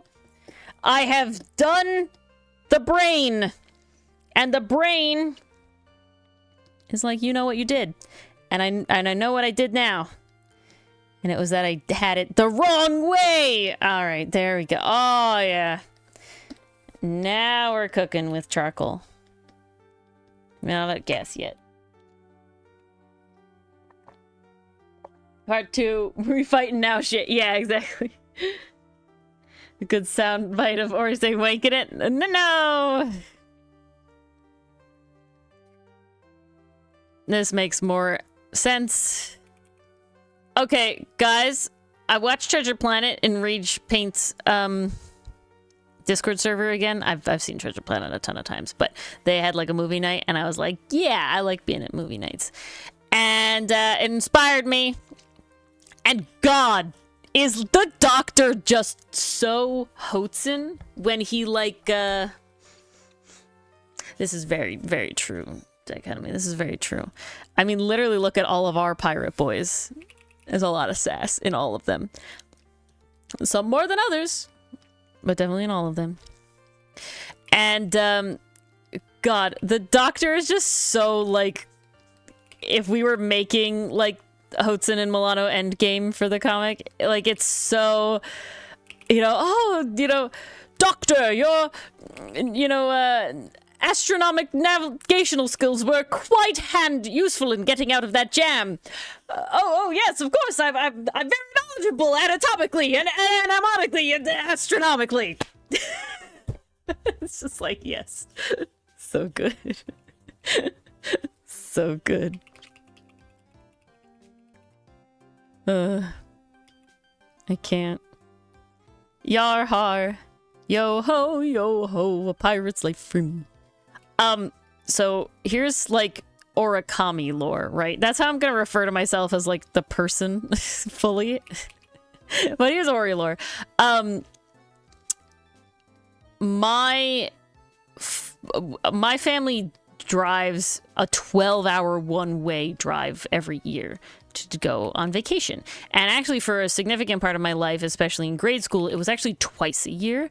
We would go in the summer, and my like school's February break, and so that's a long car ride. And I'm an only child, and you know, when we started doing this, TVs weren't built into cars yet. Like literally, when we started doing this, we had a TV, like the thick like anode cathode, like the tube TVs that sat between the front seats that you put a VHS tape in. Like that's how long ago. It feels weird saying that's how long ago, but I'm just trying to get you an idea. Technology was not there yet. And my father would sing songs from like different shows and stuff and different whatever, and I would learn them and we would sing together. CRTs, thank you, yeah. And he eventually ended up, and I don't know how he came across this, or I can't remember what happened exactly, but he started singing a sea shanty. And it's a long sea shanty, and it's called Barrett's Privateers. And I know all the words and all of the things. And so we would sing that during the road trip because it would kill a lot of time. Because we were not a 99 bottles of beer on the wall family. I think I literally might have been murdered if I'd attempted to pull that in my own car. Not actually. My parents were incredibly fantastic and great. But nobody wanted to do that. Honestly, not even little Ori. I was not even a, like, are we there yet kid. There was no way I wanted to do that. But but Mars, honestly, if Disney was to live action something, Treasure Planet and Atlantis would have been the picks. What they, like, Lion King never should have been a pick. You know what I'm saying? Yeah, right, Penguin? But, so it's called Barrett's Privateers, and so I know all the words, and it's, like, a lot of verses, and it has, like, you know, the classic sea shanty, cadence and all that sort of stuff. And when I was in college, I had to go to what basically was college bio summer camp, where, it was all of us in the mountains, and we had to do a research project. And our research project involved us having to go to 3 different rivers. And one of them was a ways away, but it was like closer if we took a canoe. And I was the only one who knew how to canoe. So we were 3 of us in the canoe, and I had to row both ways, where they only got to each row one way, and I was the back canoe person, so I was doing the heavy lifting. And it was a while. It was rough. Man, that was a tough time. But it took us a while to get there. So I started singing the sea shanty. So I'm here in a canoe, rowing this canoe, and I'm singing this Barrett Privateer song. And, you know, obviously everybody on the lake can hear, because it's a lake and it's very open, and everybody can hear you on the lake. Your sound travels very far. And it was really fun. It was really cool. And I was definitely known as, like, the singer girl at this retreat thing, because I brought my ukulele, and I would, like, just practice my ukulele and singing songs, and people would know that. Yes, the ukulele. They're just more compact, guys. I have a guitar too, but, like, it's harder to take with you places. Or, like, store in a dorm room. Or, like, a piano. God, trying to get a keyboard in here? My gosh. All this about, I know all the words. Do you want me to sing it? I didn't feel like we wanted me to sing it. It's long. It's long, and I don't think that the mic is really set up to have me sing nice and well. It's interesting. in person, I'm like, yes, I'm very confident about my singing voice. I've taken lessons. I know I'm good. But like when it's freaking recorded on the internet, I'm like, I have no idea how to do this shit.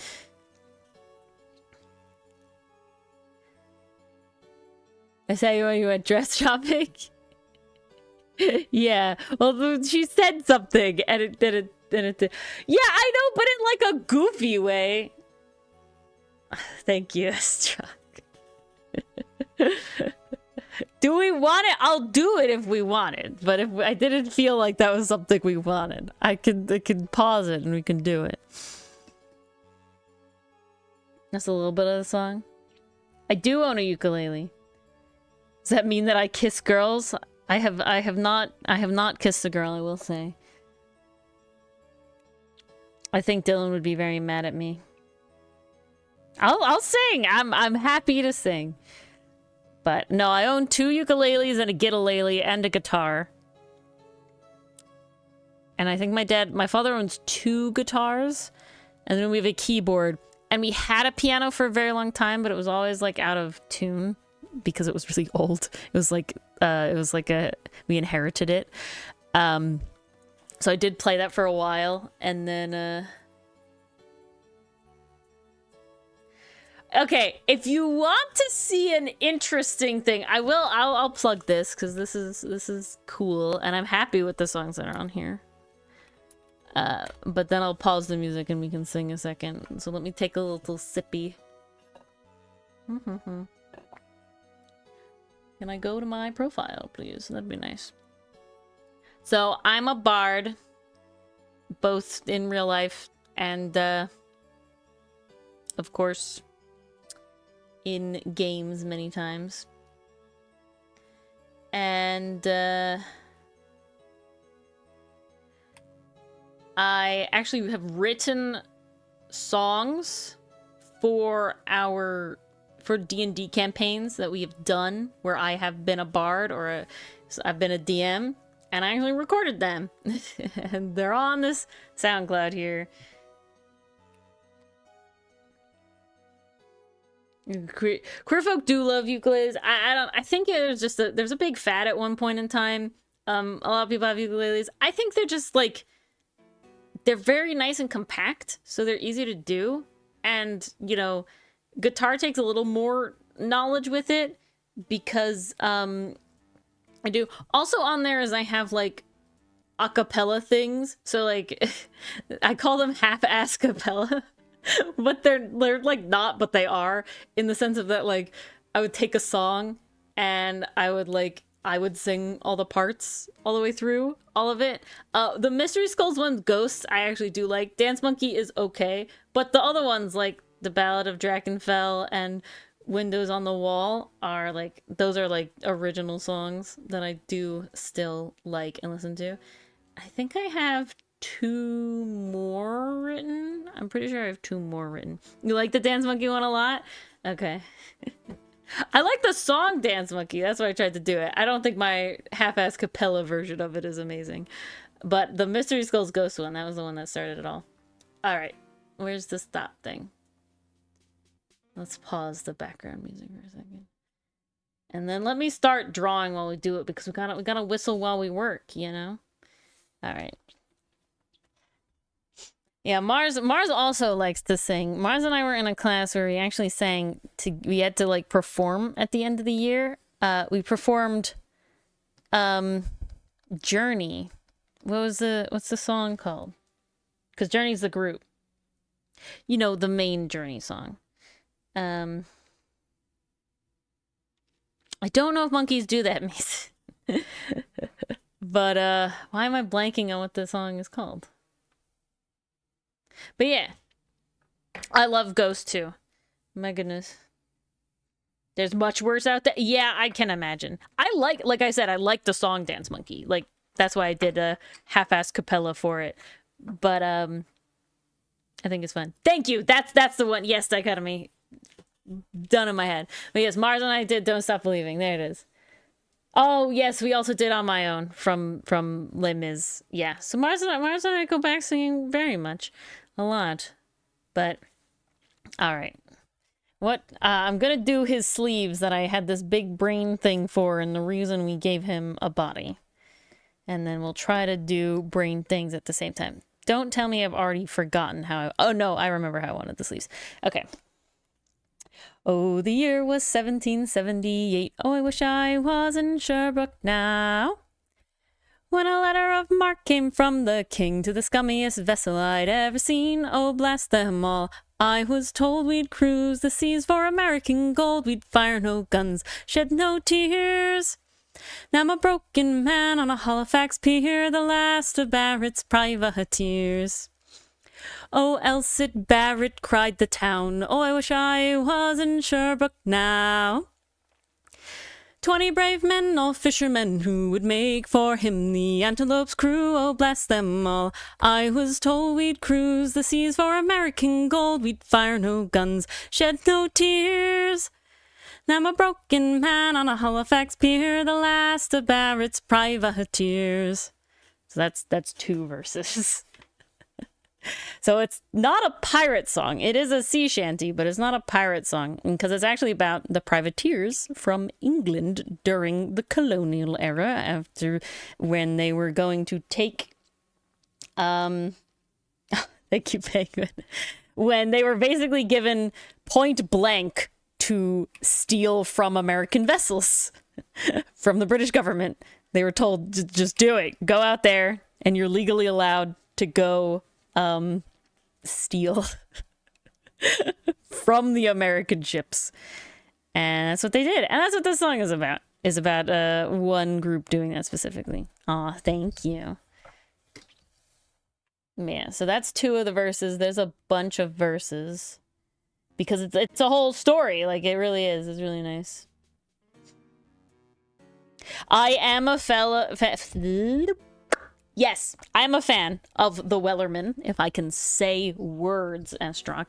I don't know the words as well in the order. I obviously know the chorus, but, like, I don't know the verses in order super well. Because I've never, like, sat down and, like, read the lyrics very hard. There's another sea shanty that I really like. There's actually, like, not really a shanty, but there's a, I guess, for lack of a better word, there's an indie pirate song that I do enjoy. Let me get it up. Yeah, it's called Captain's Call by CG5 and Deriva Cat, and it's really good. I like it a lot. That one's fun too. I'm blank. There's one more I really like too. The one from Finn. What is the Finn one called? Yo ho, yo ho. What has it gone? Finn. It is called Abandoned Ship. That's what I like. Abandoned Ship by Finn is also another piratey song that I very much enjoy. Also, there's an indie artist named Cami Cat, and she does a lot of, like, original songs of her Dungeons & Dragons bard as well. So that's really cool. I think the 2 that I mainly know are oh, they're quite old at this point, my goodness. Oh my gosh. Oh my lord. I think it's called The King. Why is it so far back? Yeah, Maw of the King. God, 6 years ago. Kill me. Jesus Christ. Oh my lord. 6 years ago. Yes. Abandoned Ship is part of the playlist. Captain's Call is part of the Outcast playlist as well. But God, yeah, Maw of the King is, like, very... Maw of the King by Cami Cat from 6 years ago is very big in what inspired me to write my own bard songs. And, of course, record the 2 of them. One of them, Windows on the Wall, has ukulele in it. And the Ballad of Drakenfell has ocarina in it. They're all played by me. Everything is by me. Also, you can also hear me sing in the my brain is Unbalanced Encounters podcast rally, specifically an episode number that I'm completely blanking on, but maybe I can find it. Probably not. Probably not. I'm in 2 things of rally, but one of them you can really hear me in. And I bet it's archived now. Super Secret Song Project. Yes, that's what it's from. Okay. Like it, blah, blah, blah.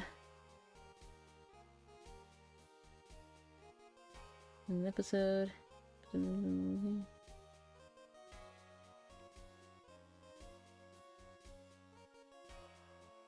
Something after May of 2024. I cannot recall which one it is. The later one. There's too many episodes.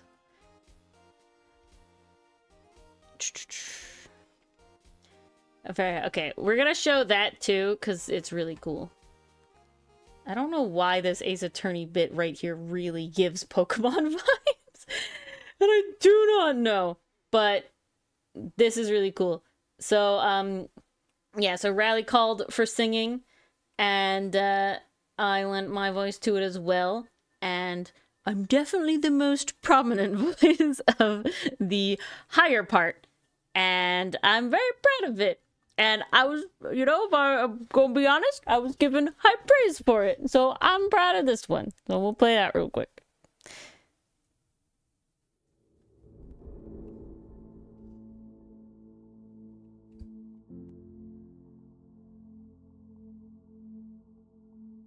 A little bit of an interlude because it was during their podcast, you know, actual play.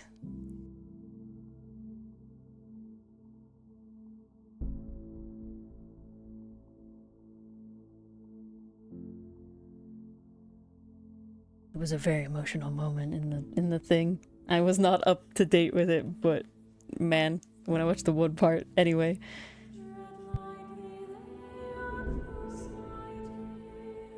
Both of those parts are me at the moment.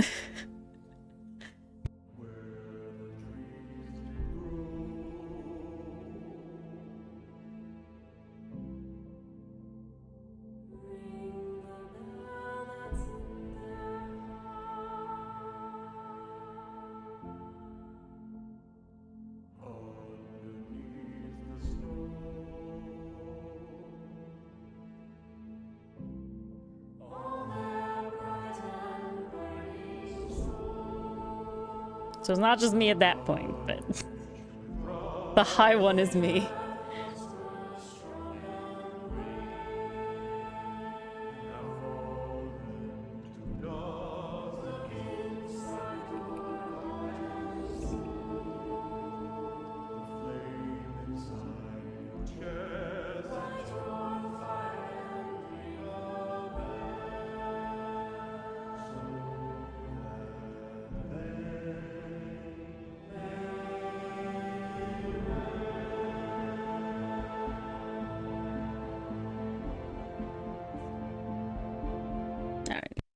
And that's all the singing part of that.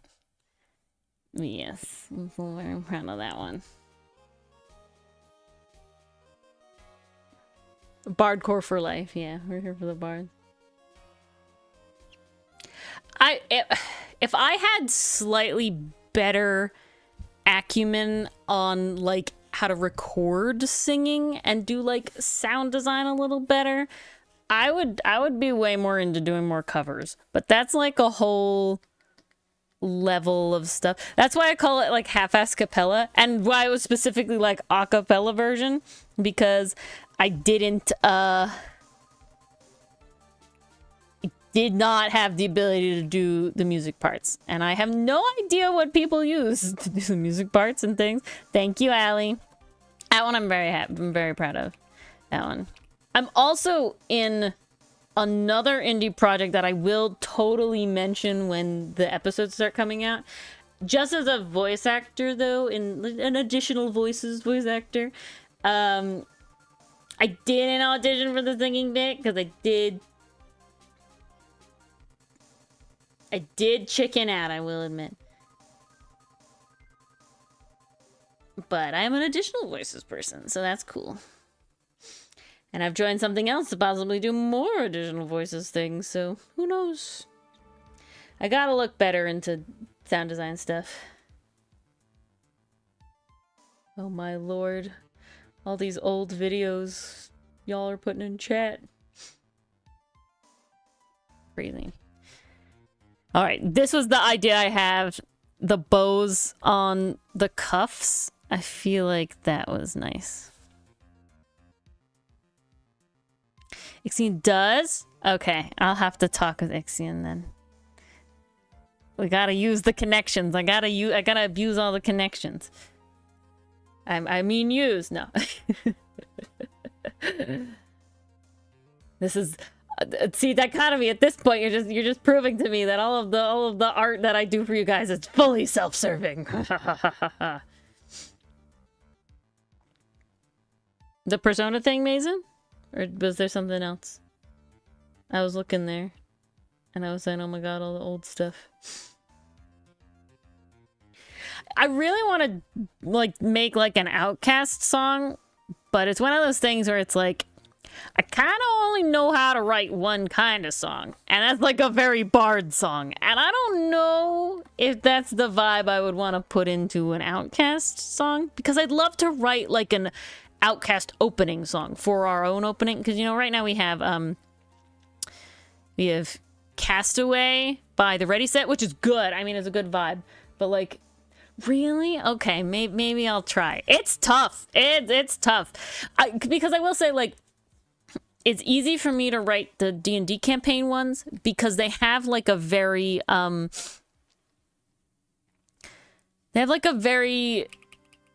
easy base to go off of, because it's more just like telling about the journey of what we did and cool things that we did.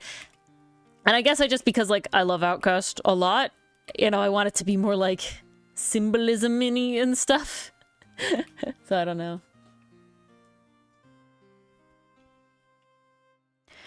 To make something more piratey for the Outcast thing. I'm up for suggestions. It's very much like, because like anime openings have kind of like a vibe. I mean, I will say the first Dungeon Meshi opening for the first core was definitely in the realm. So I'd be down. It's one of those things where it's like, it's something that I want, but I don't exactly know what I want, but I know that I don't know how to start, I guess, is basically what I'm at right now. So if anybody has ideas, I'm certainly interested in hearing them, because it could be very fun. But I'm definitely gonna have to hit up Ixion and see what his knowledge goes, because the other big thing is like, while I am mildly musically inclined, I am not amazing at instruments, and most of my stuff is like from GarageBand originally, like way back in the day, you know, in like middle school era. I was doing a lot of GarageBand stuff, and I don't really have easy access to GarageBand. I just don't know if that's the best thing to do, and I'd rather not purchase something right off the bat. And I just like, I don't know how to add more instruments without being somebody to play the instrument or knowing somebody to play the instrument. I think that's honestly my biggest issue currently. We wrote, I don't, was that in like Sibelius Mars in that middle school class? Is that one? I don't remember the name at all, but was that in that program? Yeah. It was either GarageBand or Sibelius. It might have been GarageBand then. Ooh. Sounds great, Dichotomy. Amazing.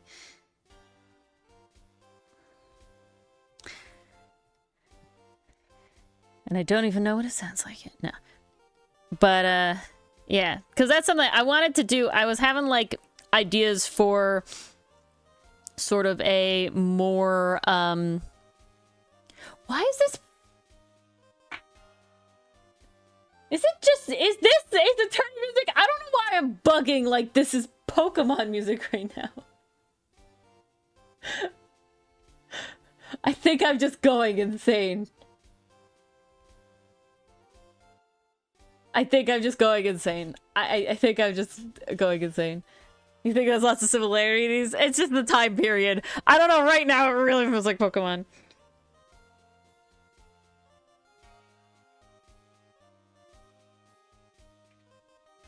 That could be fun as drunk. That could be fun. As always, you know, I think it's always fun to start stuff and just see where it goes. Maybe you love it, maybe you hate it, you know? Just test it out, test the waters. Don't, you know, don't get too into something. Okay, he's got to have this sash bit because they all have it, and with the bows, it just makes sense. You have stream a bit low. Which music is it? I don't remember what it was. I don't know what it was. I can check. Where are we at now? We're at 148, so it's whatever's before that. 1 hour and 48. Something here. Great Revival. Francisco Von Karma. I think that's what it was. That one sounded very Pokemon to me for some reason. Some music you also think is Pokemon. I think it's just the era. You know, like that like Game Boy era. Have you seen the most recent ones, Mars? They did like a bunch kind of recently. Updated the review thing.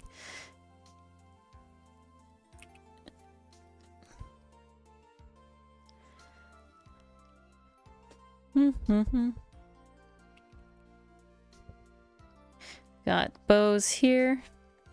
Yeah, there we go. Lots of bows, lots of... You think you're all cut up? Alright, good for you. I'm certainly not cut up.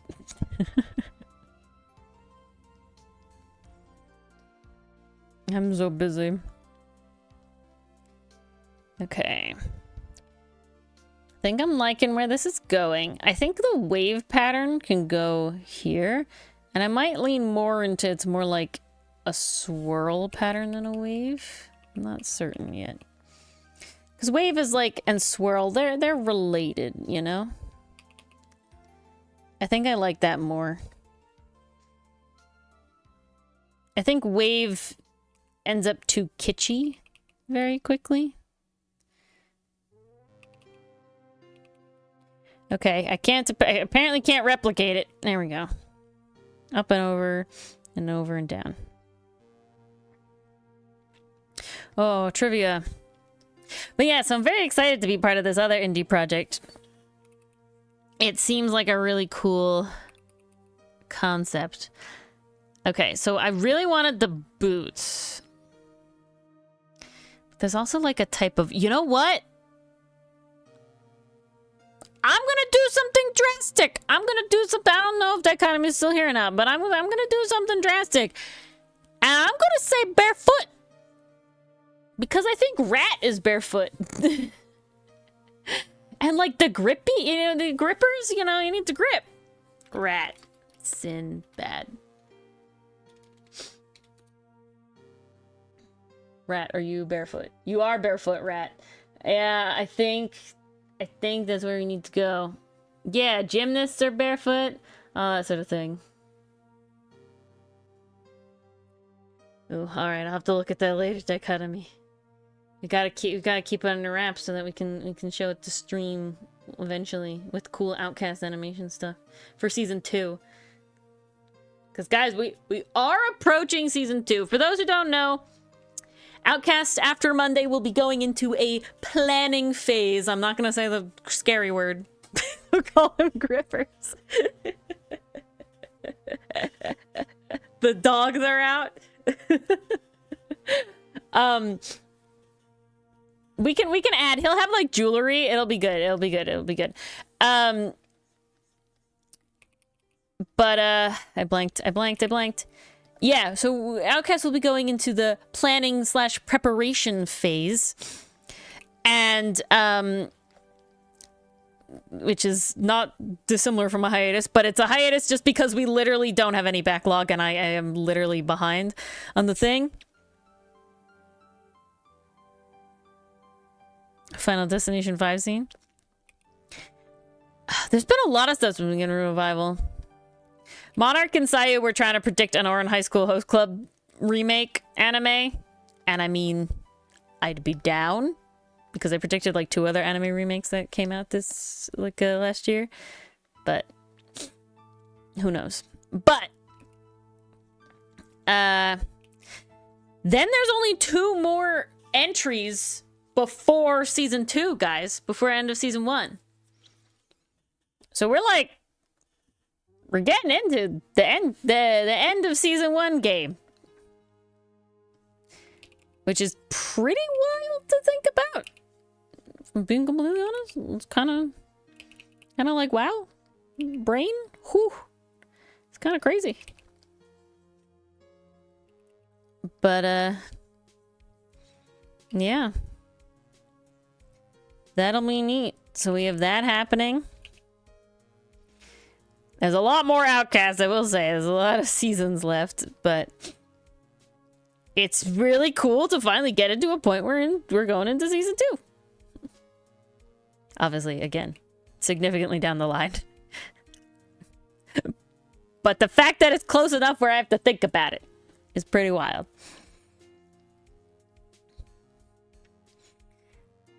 Alright. I want this because I feel like this is where we have all the bows and the ties. Not bow ties, though. Just bows and ties. Different. Because we want a lot of that. We want a lot of that.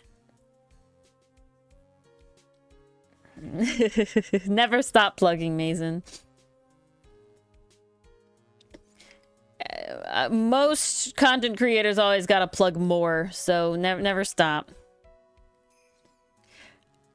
Honestly, me, like, making Artboreal is both because I love trees and I do want to be able to talk about them. Literally, Dylan and Doug earlier today were like, Ori, you've told us about this thing like 80 times. It's like, but it's cool. And so I want to mention, I don't even know what it is at this point. But they're like, yeah, every time like the buzzword happens, you bring it up. Content creators gotta plug. They gotta plug. They gotta do it. I'm so excited to start. I have to get back on like my brain about the well, enjoy whatever reason you have to leave, Allie. I hope it's a good one. But hopefully we'll see you later. If not, we'll see you tomorrow. Oh, we won't see you tomorrow. You can't watch yet. But yes, we'll see you next week. Hopefully we'll see you later tonight, though.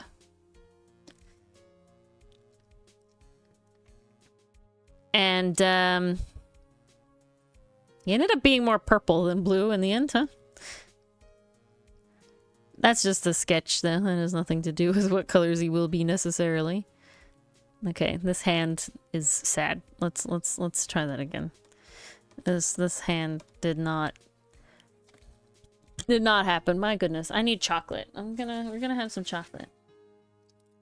No, the purple is working. There's no doubt there. Even though purple is very in the other characters too. Delicious.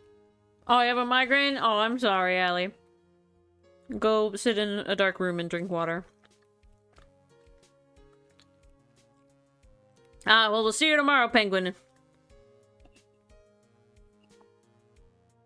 I've got to stick around because I need Ixion to pop over here after his stream. Have a good time zone indeed. Did you coin that, Penguin? Because that's a good phrase. I gotta start remembering to steal that more. So many other phrases where I think like sometimes I watch like a bunch of like Reddit reading content creators because it's nice to have background stuff when stream is happening. I will say I am getting more into actually like Sayu's streams, like actually watching Sayu's streams, which I wasn't doing very much before. And they're pretty good background stuff, I will say. I watched like an earlier day stream of his, it looked like, so there wasn't that many people on there as normal, or at least not many people like talking in the chat as much. But oh, pretty good.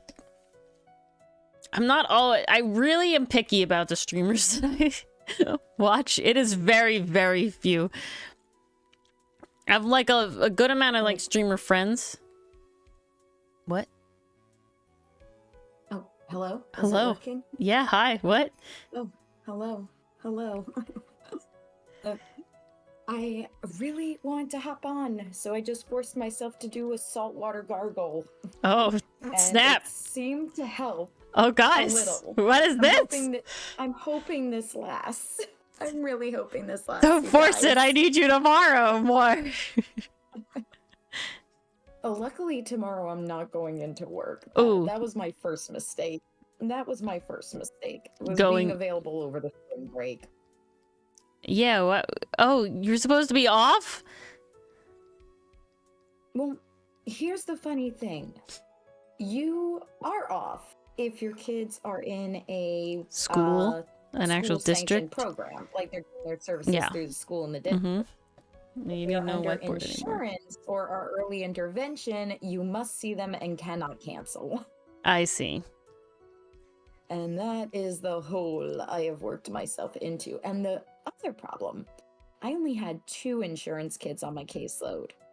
So to fix that, they gave me everybody else's insurance kids. And Oh. you know you're in for a good time when you get an email saying, hey, so-and-so was sick on Monday, but they're coming in for their makeup today. And I'm like, oh, goody. Lovely. Can't wait. Yeah, thankfully it was amazing. What's very interesting, well, I did used to live with my parents when we did first start streaming. I've lived with Dylan and Doug for a year now, over a year now. So the only people that can sneak up in here on me is Dylan or Doug. We do still get the occasional Dylan jump scare. Though I wish it was my mom. I miss my mom. I miss living with my parents. The goal is to live with them again. Which is a funny thing for most people to say, I would say. But my parents are fucking amazing. My parents are great. I literally, like, on a phone call... No, not Ori's mom, Mason. Definitely on a phone call earlier this week, I was literally like, Mom, Dad, you know, sometimes we bring stuff up on stream and I just think about, like, how good parents you are. And I want you to know that you guys are really great parents.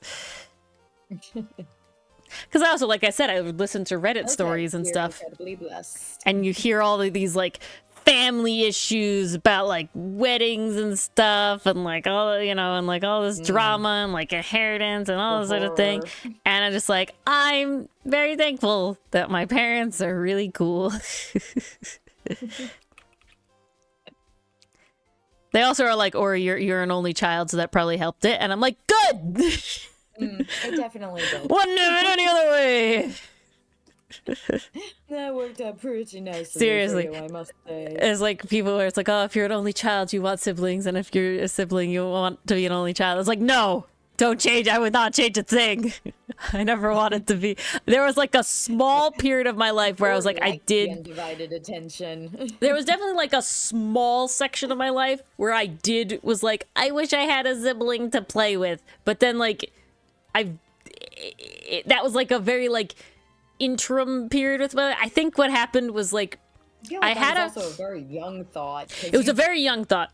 No. Did not express those. No. It was very young. We had just moved house, I think is what happened. So I just started I think what happened is I hadn't started kindergarten yet, because I remember like I was playing in the basement of my childhood home, which was not like the first home. I lived in one house for the first 4 years of my life, and I had a friend across the street from me. She was my best friend at the time. Our parents were friends across the street. So like no issues there. Excuse me. And I remember specifically like playing by myself in the basement of my childhood home and thinking this thought and like wishing I had a sibling.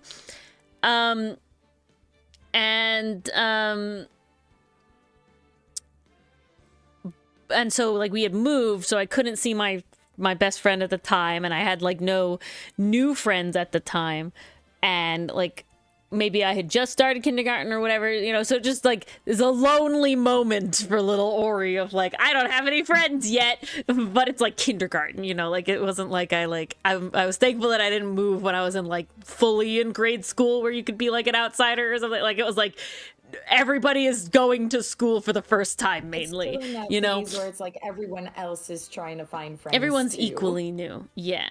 And then I made a pretty quick friend, and he was a good friend of mine for like vast majority of my life there. And then there's a couple other friends that were my good like elementary school friends. Yeah, I had like elementary school friends, and then I switched over friends in like middle school, and then those friends were basically my friends throughout high school as well. Because I met Mars in middle school, I met my other friend group, like the beginnings of that friend group mostly in middle school, all that sort of stuff. But yeah, after that, I was never like, I wish I had somebody to play with, because like all of my other friends were siblings, and so like definitely my middle school friends, all of them were like siblings, and so it was like, yep, I don't want that at all. Thanks. Ori got to see the horrors through us. Yeah, and she was like, I yes, was like, no, thank cool. you. And then I turned 8 and I got a younger cousin. So like that was like pretty, you know, that was like good enough for me, you know, because they live very close to me. And then they had a sibling. So then a year after that, there's 2 younger cousins, and I saw how they were, and I was like, yep, glad I didn't do that. Because my mom was like, oh yeah, we tried to have a second child, but it just didn't work out. I was like, good, the universe was right. No.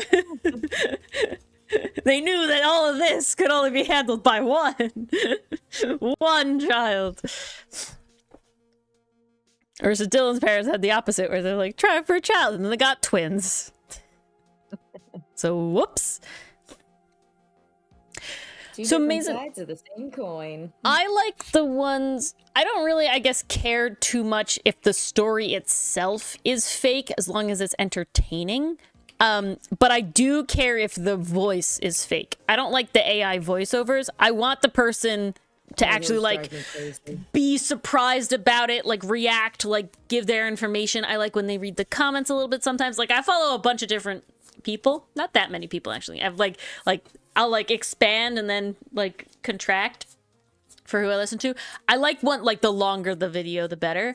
But I do like people who like actually give their opinions on it, because some people are just reading it and then they move on. And it's like, no, I like, the enjoyment is hearing you talk about it after too, right? Like I like to, because they're funny or they make jokes or they do whatever, or, you know, that's like the vibe. Come back. Yeah, I know. They have a baby, maybe after a year.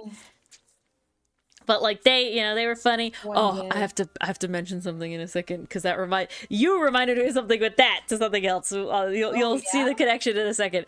But okay, well now I'm scared that baby reminded it's not you baby. of It's not baby. It's Tim Stradamus, because they have tea. Okay, I'll mention it. They have like a big thing about tea. Okay. And I watched Danny Mata's most recent epic musical react, and he does the sponsorship with a company called the Gilded Tiefling, and tea is spelled T-E-A.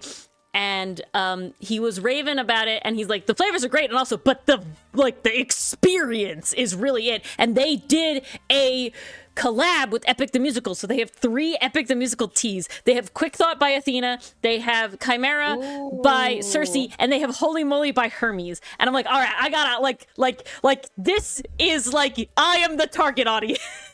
Like I am the target audience of this fucking thing. And he's talking about there's like some of them have like the edible glitter in it, so like they're like sparkly potions and stuff, and I'm like, okay, like Danny Mata has fucking sold me on this really, really hard.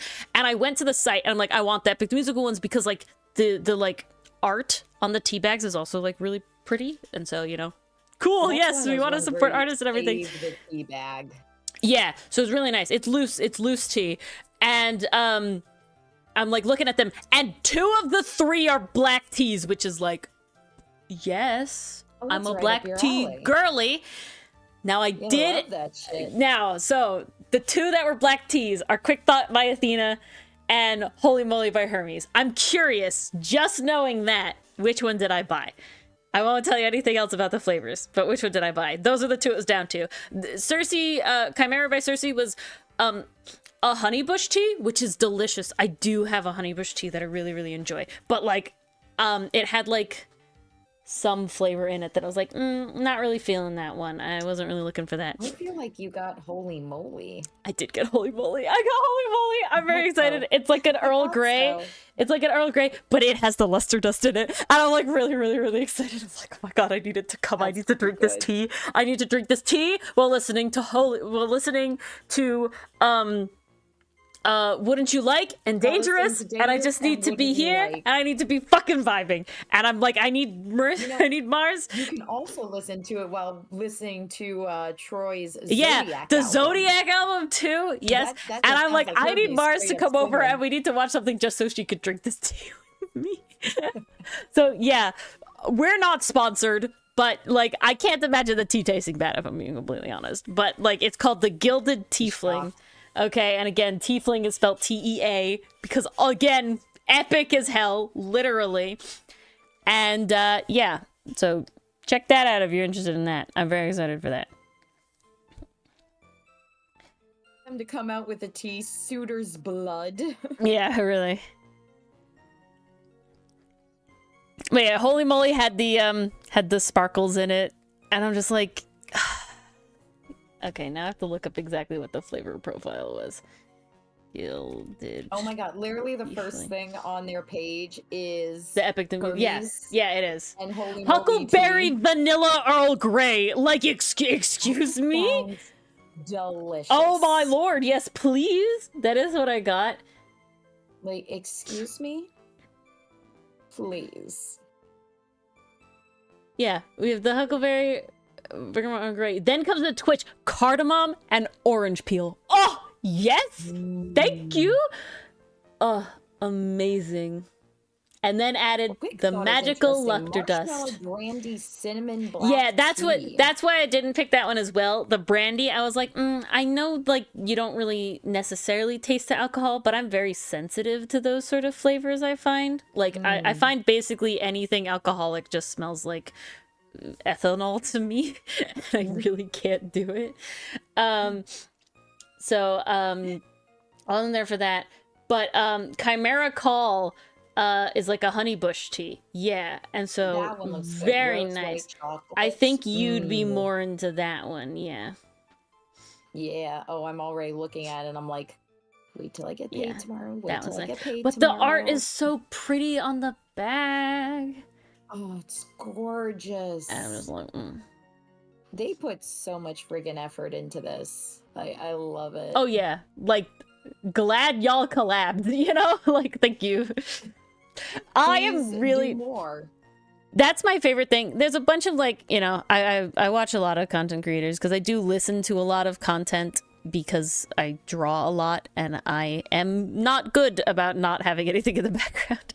And I listen to music while I drive. So there's very like I want to listen to the stories while I work or draw, and then I want to listen to the music while I drive, because the music is always like, there's more thinking involved, I guess. You know, I'm passive in the stories, but I'm active in like the animatic dancing in my head during music. So it's like, I want to have different vibes there. But, yeah, so then having like, you know, so I listen to a bunch of content creators, and they, you know, they have their own sponsors, and there's stuff you see a lot of times, you know, like you'll see, Squarespace, or you'll see like Raycon, and don't get me wrong, like I got Raycons because of like a YouTuber once, and I really enjoy them.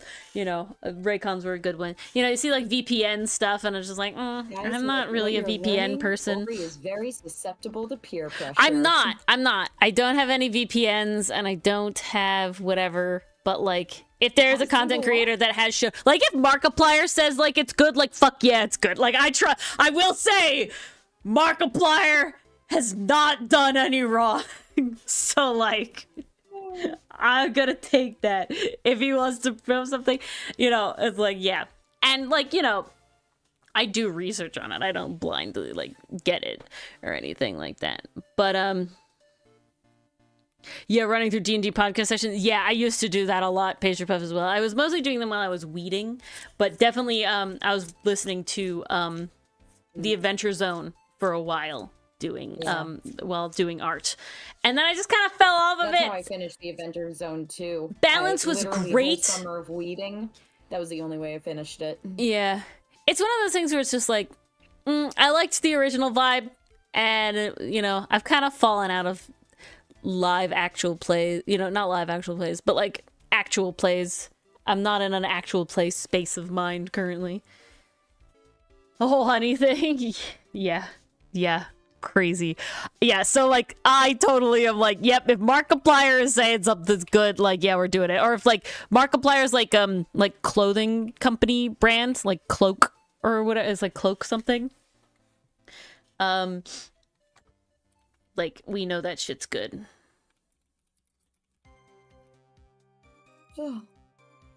It's called Cloak brand, not bland. Jesus. That's his thing. Not bland. I'm no, sure he and he's wouldn't all go over the with thing, that. and he's great. We enjoy. Mark, I accept. He But, was on top of that whole honey deal. Oh yeah, he fucking knew. I still can't believe they did that. Oh yeah. It's shady shit. Like it's one of those things that is definitely in the level of like how I feel like everybody needs to treat AI, like generative AI. It's like why are we like accepting that yes, this is stealing from content creators, but we can't get on board with the generative AI is stealing from content creators? Like it's like one is really convoluted too, and the other one is not. And I'm saying the honey one is way more convoluted, but you know. Well, the honey one is incredibly convoluted. God, I watched that entire like really long video that main guy put out about like how it works, because it's like that's the shit that I listen to in the background, you know. It's funny. Back to the art here. I debated giving Fortune animal legs because obviously that's a me vibe, but I just felt like being the sort of like acrobat space, I didn't, and knowing that the plan and the goal is to draw them doing like acrobatics with the rest of the gang, I didn't want to make it more, I don't know if complicated is necessarily the word, but like stand out-ish compared, and thus, you know, because the joints bend in different places than human joints, you know, consider bat legs. I don't know if that really you're talking for like hanging stuff. I feel like there's a lot of better options animal wise. I'm trying to remember I always forget exactly what they're called.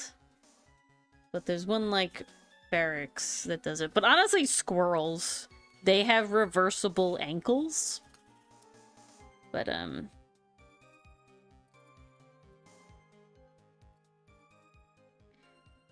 climbing paw pads.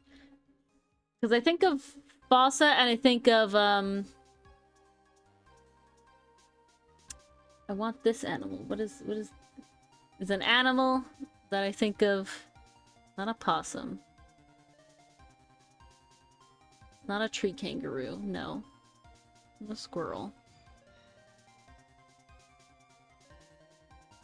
Is it a kinkajou? It's not a kinkajou. It's a it has a name. It's kind of a longer name. Are you thinking like lemur? Or... No, it starts with an H, I think. A hyrax! A hyrax! Hyrax! Oh. That's what it is. A hyrax. They're little, like, mildly rodent-y-esque things, but their paw pads are incredibly evolved to go sort of the way like a gecko does, so they can like flex them and like suction them to a certain extent to climb trees and things. Slight tangent. I find this really funny that we were talking about bats right before. Uh-huh. I just got a little pop-up saying it's International Bat Appreciation Day. Wild. I didn't realize. That's crazy. Dichotomy. Did you know? Is that why you recommended There's bats? hyraxes in Ice Age.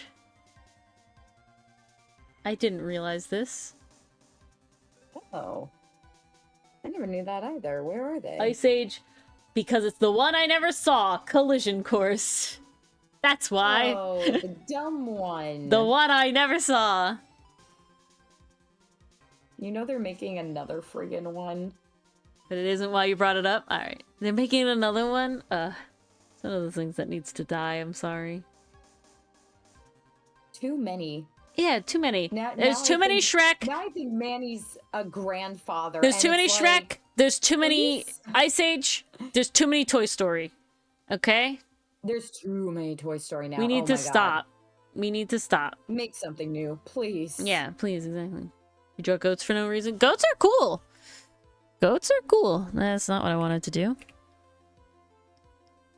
Goats are What's fun. wrong with a goat? I guess technically that's a sheep, but I did draw Cult of the Lamb fan art when that game came out, and I was very happy with that because I drew it in barrel you over and run Ori over style. You, though. Oh yeah, lots of Err on animals the like side that of though. caution. There's like there's a whole post and it talks about like predators won't attack you unless they think they can win and not get hurt because they need to hunt and they need their ability to hunt. They, you know, a injury could prevent them from eating, right? So they are less likely to engage. Humans are, you know, all like higher predators are, like that.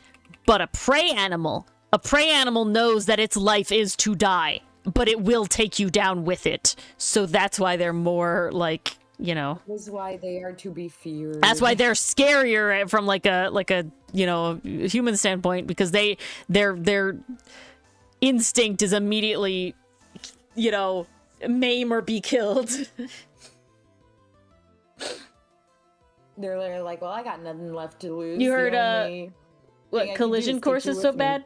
Yeah, I couldn't do it. There's another Ice Age coming out. That's wild. Yeah, I know. I don't even know. Pastry Puff. Toy Story should have ended after the Yeah. third one, Mason. I'm trying to don't remember know the why they- order. well, First my one is money was obviously losing my fantastic. mood. Second one, still really good. Third one, really amazing. Yeah. Should have been the end. Third one hit their peak, ended on a perfect note, Yeah. story-wise, arc-wise. The whole thing, And it for some came reason, we great. had to continue. Moved on. Yeah. Is that what it's actually about, S-Truck? I really hope not. I think Estruck's memeing. I feel like You Estruck's can't be memeing. too Hello, careful. Federico. Hello, 5 full Federico. films, 7 short films, and animated series, and you're serious? No! Oh, gross, gross. Oh. Estruck, I was trying to protect myself. We can't live in denial, Ori. It's true, it's happening, and apparently Pixar is going to comment on it. I will say, though, the new film coming from Pixar, Elio, does look cute. And original. So that's bonus points. I liked Ice Age 1, obviously, masterpiece. Ice Age 2, that's the flood, right? A fun time. Yeah, I that's enjoyed it. Meltdown. I enjoyed it. That's Ice the Age one where they 3 meet Ellie. is Dawn of the Dinosaurs, and I actually do like Carried that one. by Buck. Yeah, Buck is great. I do like that one. I think it's a fun premise. I think Sid being the mom is very in character. Like, I do like it. I think it's great. 4 is the pirate one? Yeah, I think so. Yeah, that one I lost think me. that's Continental Drift. Continental Drift, thank you. Yeah, that one lost me. I saw that one in theaters. That's the only reason I remember what it was. Yeah, I saw that one in theaters. That one lost me. That one was like, I don't know why we're here. And then Collision Course, I was like, we're done. We're not doing that. Yeah, I skipped it. Didn't see it. That's why I didn't realize there were Hyraxes, because I didn't watch it. make a sequel where Manny, Sid, and Diego meet the boy again. How hard is that? Yeah, that would be pretty great. I feel like Ice Age got flanderized. I love how all the humans just immediately disappeared after that first movie. I think it's interesting. I wouldn't say that Toy Story got flanderized. I do think Ice Age got flanderized. Ice Age got hella flanderized because we went from almost a kind of subtle, quiet first movie to, you know, more mainstream for the second one, and then just a full-on kids movie. Yeah, we were in this very subtle thing about, like, this found family and the loss, like, Manny's loss and all of this stuff, and, like, Diego coming around. So good. Oh, yeah, no. Really, really, really crazy. Really good. The second movie was a fun time, honestly carried by Sid. Third movie, again, a good time, carried by Sid and Buck. But it's not the level that the first one was, right? When you hit Continental Drift, we're just being weird now. We're just being weird now. We're just putting these characters in, like, incredibly goofy situations. Like, there's nothing really happening at this point, you know? It's like you could see the thought process, though. It's like, oh, it's the Ice Age. What's something they'd have to fear? The glacier's melting, so hence meltdown, flood. They're going to be flooded out of their valley. Okay. No, I gotta say, the naming scheme? Okay. Great. That's a choice. The naming schemes have been great, right? Like, even Continental Drift wasn't that bad because Meltdown, Continental Drift, even the words collision course, really good, like, naming scheme. We didn't need them, though. You know? No. We didn't need him, though. They just had no idea what to do with Diego after that first movie. Yeah. Yeah, he has this whole, like, arc about he's, like, getting old or whatever. Only Sid really stayed true. And that's fine. You know, Sid was the comedic, and they went more comedic, and Sid the thing. It was in her intention, Sid being the mom. Yeah, Sid getting the dinosaur eggs. To a bunch of baby and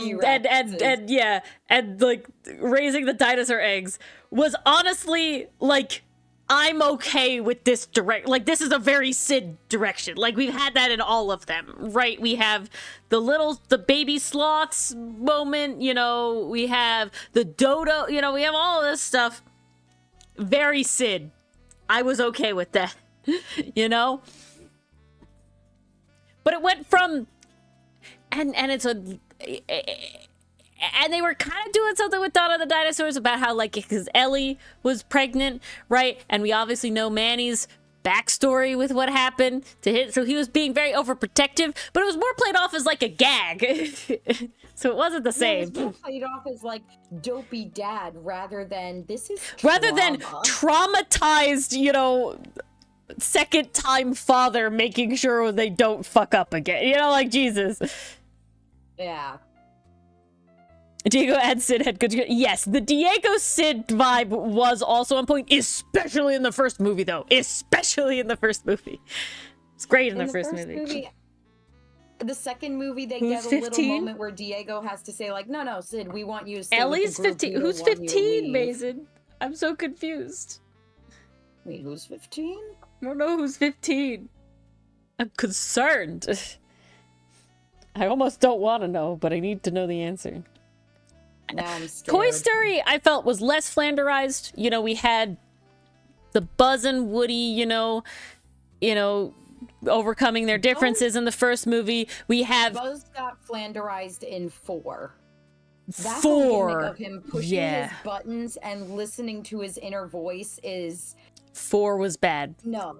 4 was bad. And I think what happened too far. I think what happened have that be something he's doing is they did the joke with Buzz and being factory reset in the third movie. They did. And it was comical because when he got put on Spanish mode, that was a funny time. But the point was it was not Buzz. You know what I'm saying? Like, the point was it was not Buzz. Sid's not 15. There's no way Sid's 15. No, it's Mazen's Sid. Oh, Not Ice Mazen Age Sid. Mazen's Okay, Sid. I understand where the wires have crossed now. I understand. No, not your Sid, Mason. We're talking Ice about Age Sid. Okay. Sid the Sloth. Sid the Sloth. There you go. My brain was dying. Played by We Don't Talk About Bruno himself. Yeah, really. My brain has stopped again. Yeah, so we had that. Toy Story 4. And then the third Toy Story movie was really, really obviously emotional because it was all that time of life where, yeah, you are going to college and you're forgetting about your toys and whatever. And them having to deal with all of that was very... Lotso was horrifying. Even at the age that I was, Lotso is creepy as fuck. You know, like, oh my Lotso was God. Such a good villain. Lotso was an amazing villain. And then 4 is like... Okay, I guess we really needed Sporky and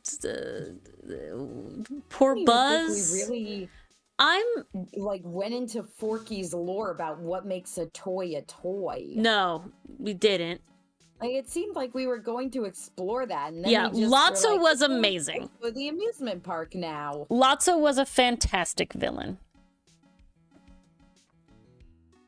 Then Disney has gone into the more like abstract villains, you know, in like there's not really a character that's a villain because they're evil. There's a character that's a villain because of like generational trauma or not being yourself or, you know,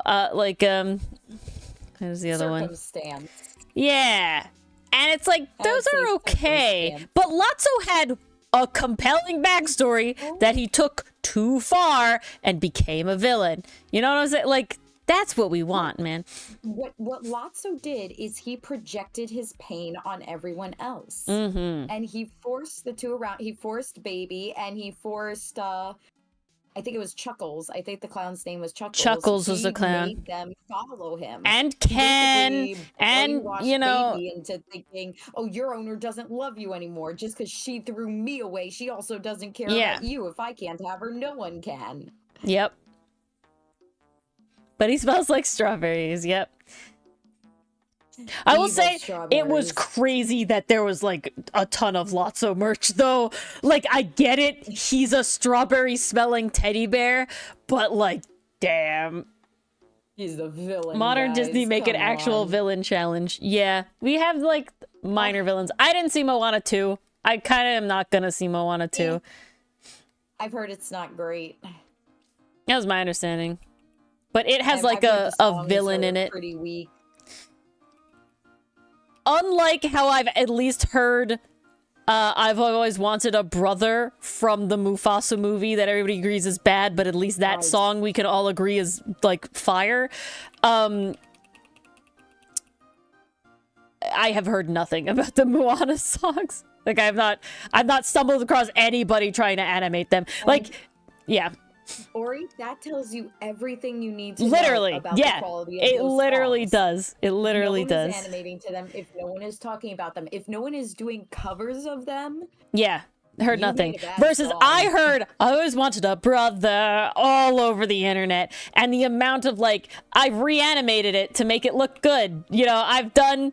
Like I've actually if it was 2D animated, you should have done in the first place. Yeah, God, I literally well up with tears. There's one animator that did like literally like less than like I think it's like 30 seconds of animation for that song of 2D animation in incredibly the, you know, revival style of that time period of Disney, of the original Lion King. And it is a sketchy, you know, animatic that is definitely not polished up in any way, but it's all there, and I cry all the time. Like, it's like, oh my God. It's so good. It just it feels like it. Like, you know, there's nostalgia hit, but there's also like the character moments with it, and it's just like, oh.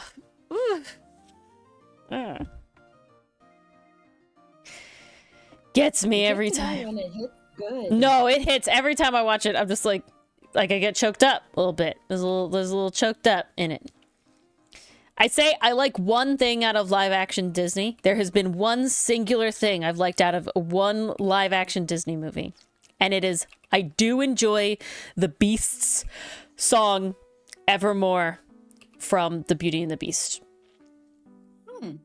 It's a good song. He sings well. I'm glad he's got a deep voice. It's a good song. It feels nice. I like it. We'll see what happens. Are we Disney when you hire girls? Broadway singers to I sing Broadway style songs. I love classic Disney, Federico. I enjoy musicals a lot. And so when Disney cooks, they can cook. Recently, yeah, I'm not gonna the sit here fires and have been deny cold. that I did enjoy. I also enjoy classic Disney. I love the Disney Renaissance. Like, that was what I basically grew I enjoy up Frozen. on. There's a couple of Frozen 2 Tangled songs is that I better. have. Tangled is Tangled is fantastic. better. Tangled is I will say fantastic. that. Watch the animated series. It's great. So Tangled is fantastic. Rider is Please watch amazing. the animated series.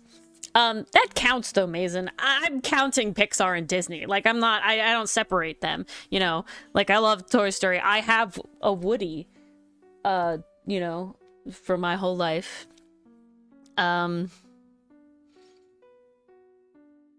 But like Winnie the Pooh, that was the one I grew up on.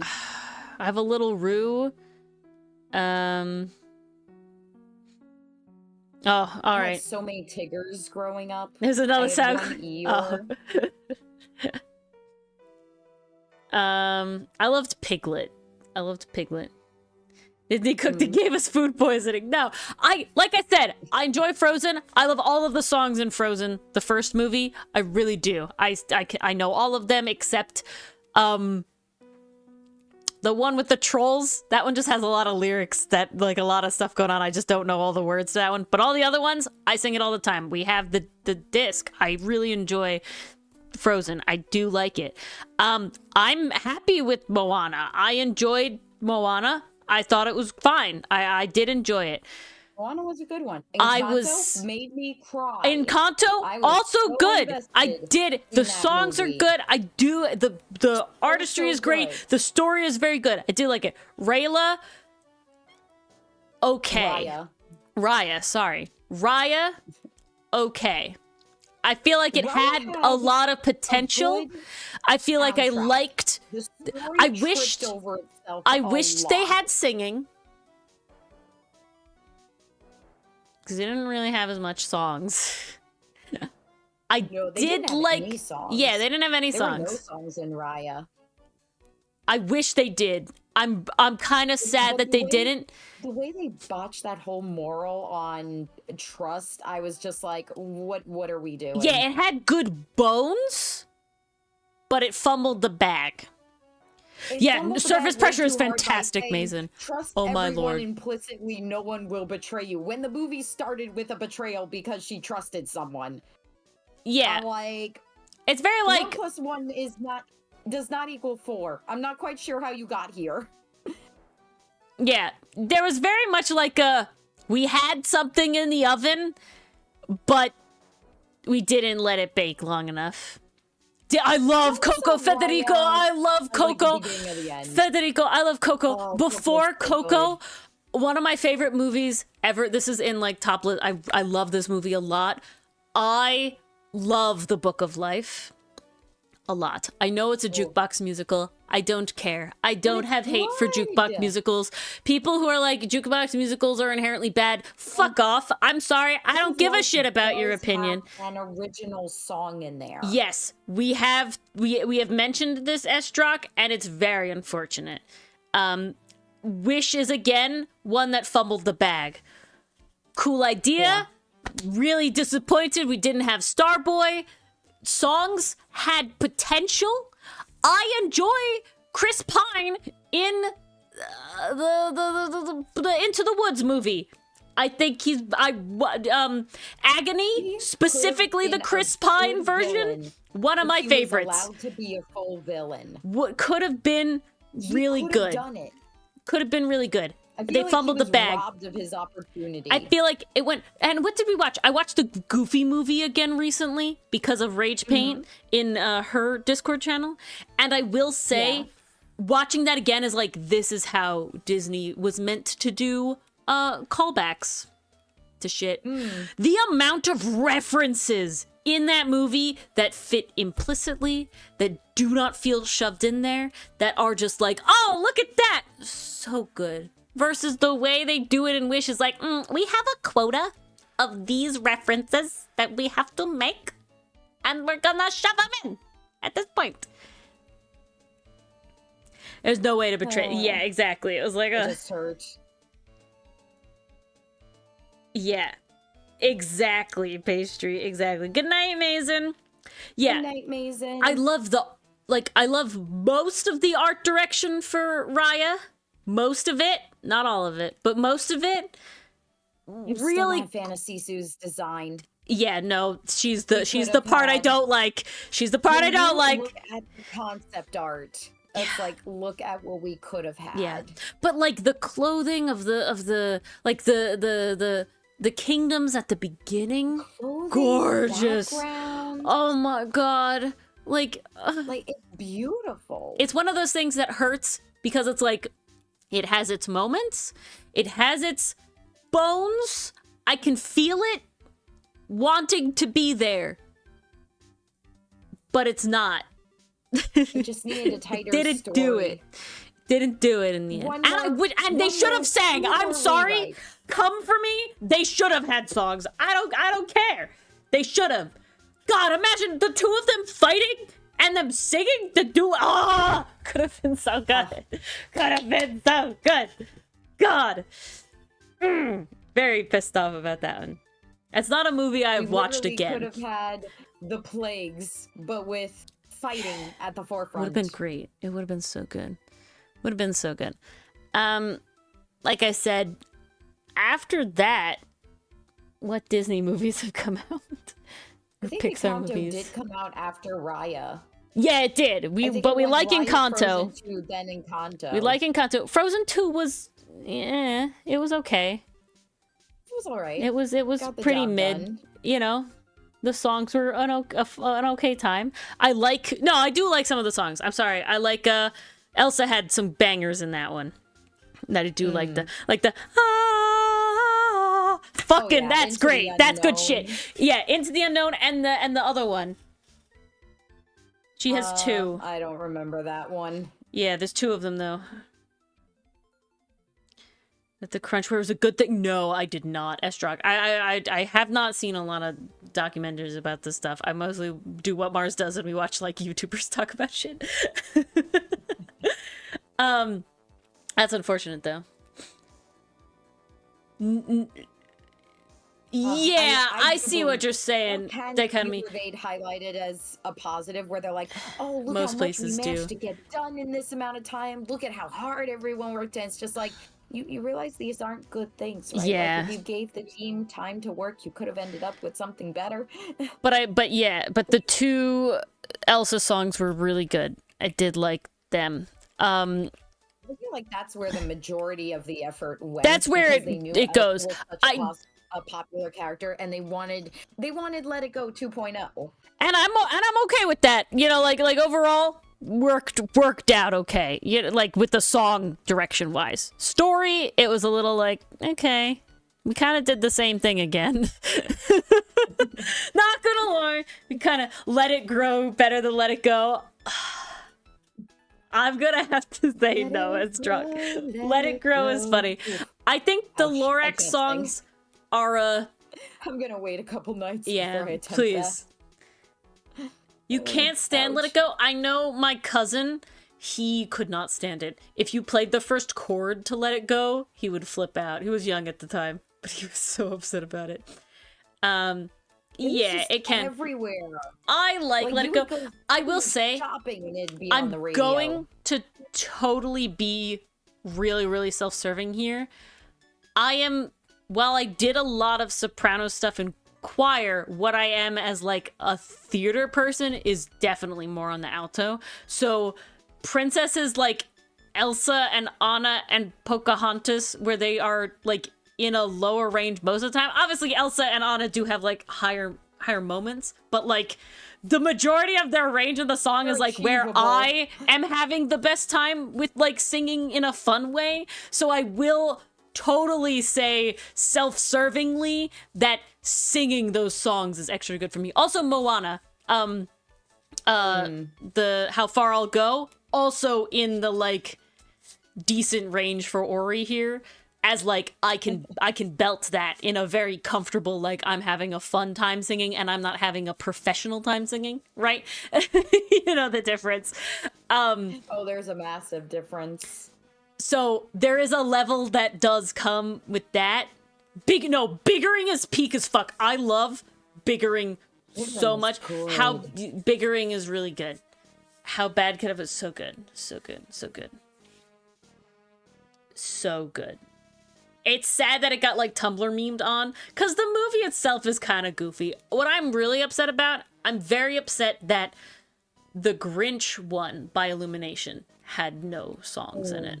I was very upset by that. It has like Ahu Dore, obviously, and then it has like a small, it's got a rap baby section of a background rap of Mr. Grinch, and it's like 30 seconds, like it's barely anything at all.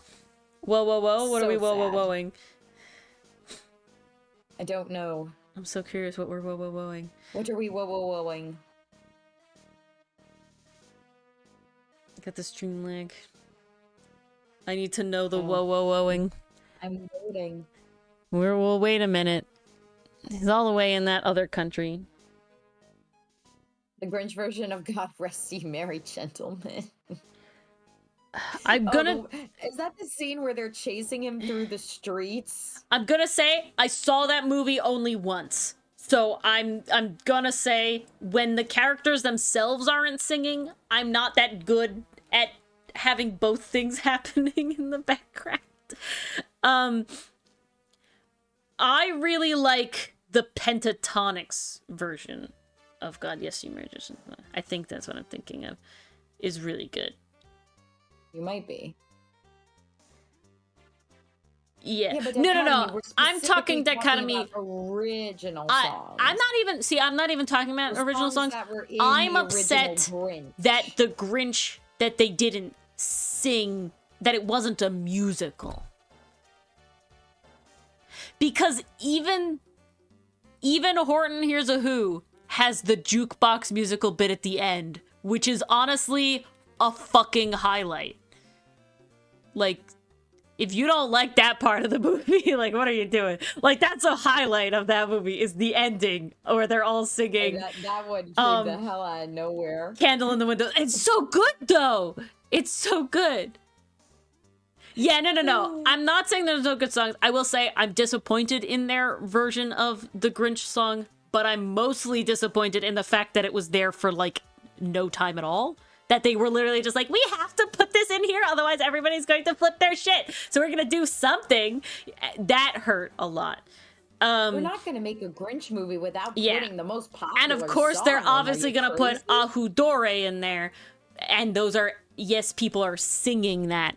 But it's like, I wanted the Grinch to sing. I wanted anybody else to sing. I also am a little annoyed that they can't seem to make a Grinch movie besides the original that doesn't have a love interest. And it's just like, can't the Grinch just be a grumpy old guy that learns about friendship and found family? Why does it have to be love? Okay, like, why does...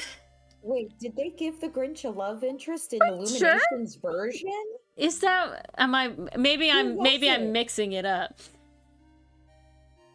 Wait, who the hell was it? Maybe I'm mixing it up. Like I said, I only seen the one once. Who's he gonna fall in love with? Cindy Lou Who's mother? Yeah, isn't that what happens in one of them? Maybe I'm mixing this up. I don't recall. Is that the Jim Carrey one that happens in? I'm too scared. In the Jim Carrey one, yes, there is a crush, there's a love interest. Then that's what I'm thinking of. But the Illumination ones, that's where he's the orphan, right? and he didn't Yeah, get presents. Okay, my mistake. I've mixed them up because in my opinion, celebrate Christmas. There was no Christmas tree. yeah, in my opinion, the only good Grinch movie is the original one. Okay, only the live action one. My bad. Like I've said, I've seen the live action one only once, and I've seen the Illumination only once because Ori, they're both bad. You gotta do your research. You gotta know what you're hating on so you can hate it properly. I know that I don't like it, and the original TV special is the best one. Without question. It is. Without question. Hands down. They do too much. And I get it. I get that, like, this is a storybook that we've made into a feature film. Okay? I get it. I get that, like, it's a like a children's storybook, not a chapter book that we've made into a feature-length film. I understand there's not a lot to work with. But I always feel like the shit you add is not the shit to add. Polar Express was able to pull it off just fine. You're right. Not Polar sure why this Express, couldn't. great movie. I understand people getting weirded out by the uncanny valley of the animation. I totally understand. But that had fucking music in it. Those songs fucking slap. Christmas specials, you could tolerate this.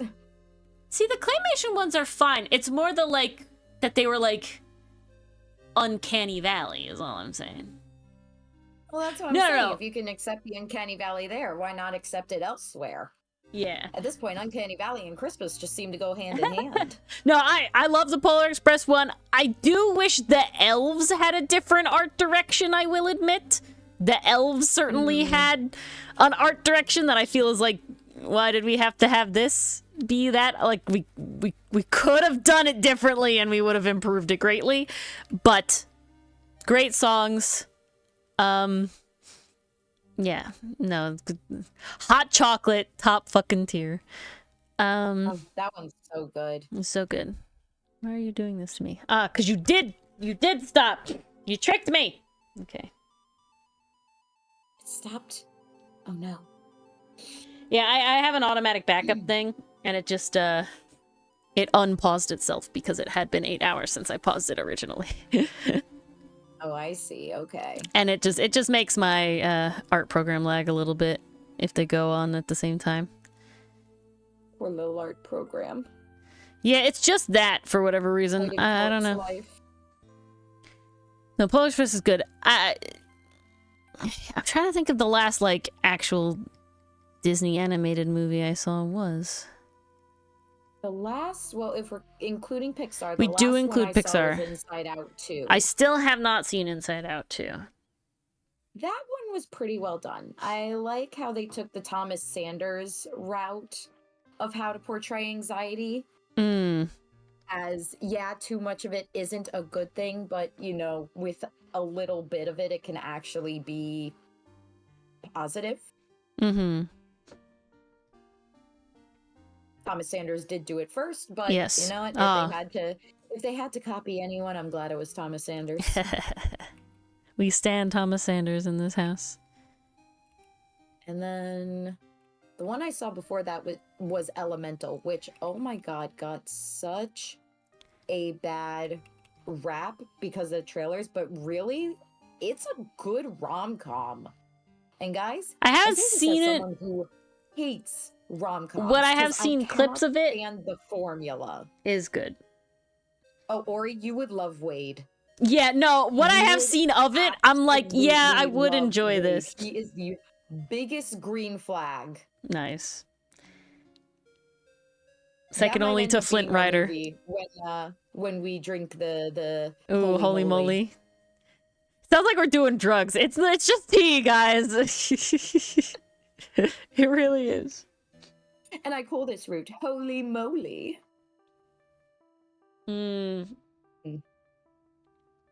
Just count to, my understanding was it hit Mars kind of close to home as Strox, so Inside Out 2. Wait, which one? Inside Out 2. You cried or something? That one got you, if I remember when you watched it. It did get me a little toward the end, and that was mostly for the representation of you know, the panic attack. I don't want to give spoilers because you haven't seen it. Yeah. And we may need the spoiler tag for this in case anyone wants to dip. The original hit me hard too, Estrock. Like, honestly, I hear that first piano note for the theme, like do do do do do do do. I start welling up. The Like, original that is how much the first Inside specifically.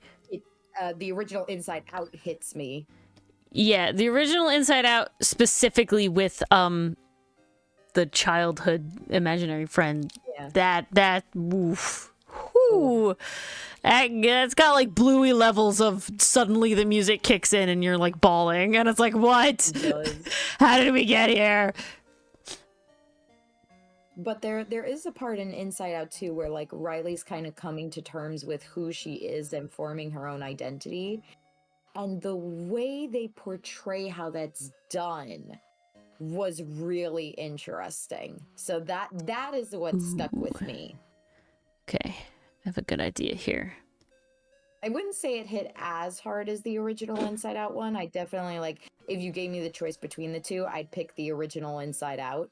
But I do think 2 was a worthy follow-up. It did continue the story. Joy remembers her lesson that she learned from sadness. That's and good. Is actually welcoming towards sadness. There's even a scene where she like gestures sadness to come over and push the button because she knows that's what Riley needs in that moment. That's good. I'm like, oh good, we didn't factory reset Joy That's to nice. square one. She actually got to keep the lesson she learned. Yay. That's good. That's good. We We're stand. not doing dumb shit. But you know, they still acknowledge that Joy is who she is, and she still is controlling, but in other ways. Like, yes, she learned this lesson from the original, but she still has her very flaws. like, yeah. Flaws, exactly. And I like Nah, that they found gives that balance. What's so funny is that my like big one for that nowadays of like surprisingly this character maintains their growth is Randy Cunningham, because it's like, is he still a dumb, you know, like freshman, high school freshman? Yes, but he does not have to learn the same lesson twice, and that's good shit. He's allowed to be smart. For Yeah. no reason. No, he's a dumb freshman with a heart of gold, you know, pure of heart, dumb of ass, 100%. But he learns his lesson every time, and every fuck up is for a different reason. And that's good. I like that about it a lot. Is it satirical and just a goof mostly? Yeah, it's just a fun time, but it has its moments. And that's a big fact of it. It's worth a watch if you know what you're getting into. I'm definitely thinking about doing that one after Kim Possible, possibly, if we do Kim Possible pretty well. I feel like that'll be a hit. I'm thinking probably my best times to do Kim Possible would be Mondays or Wednesday evenings during what would be stream times on those times. Well, obviously not during business. Well, it would be before business meeting, because business meeting doesn't happen till 8 or 9, and it's only like an hour, technically less. I see. I don't have to be, you know, super present brain-wise to chill and watch a show. I will say that's like a big part of it to me, is that like there's not a lot of work that I have to do about the Kim Possible, you know, watch along, because it is like we're just watching along, and it's just like, here's a designated time where we watch this show. Let's do it.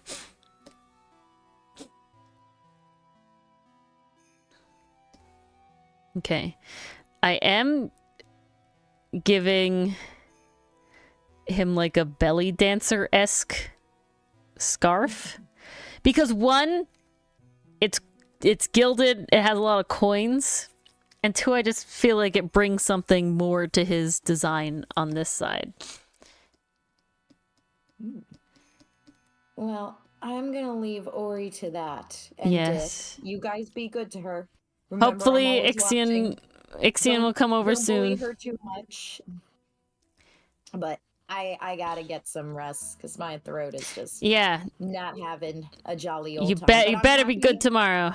that I was able to recover a little bit for the last hour. Yeah. You better be good tomorrow. It worked out well. Otherwise, I'll dock your pay. No. Oh no. You have no more sick time. Don't take away my holy moly. All right. All right, guys. I will see you tomorrow for Ace Attorney. Have a lovely, lovely Friday.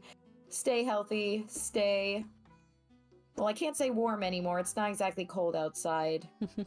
Stay comfortable. Enjoy the weather. Whatever weather you have been blessed with, enjoy it. Ta-ta, everyone. Does Mars have sick days for her job? Yeah. Not for this job, though. Not Ori's sick days. They're all unpaid. Mars mute like always. Well, now she's just gone. You don't even get her whiteboard anymore. You don't even get her little whiteboard.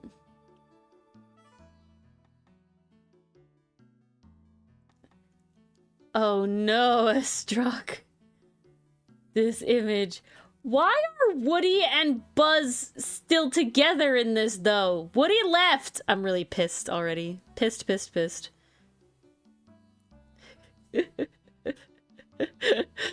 Oh, what a lovely quote, Pastry Puffius.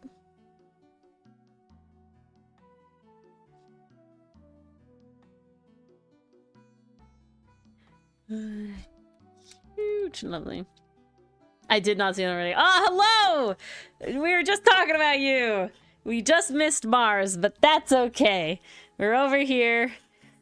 Hello, Ixion and Co.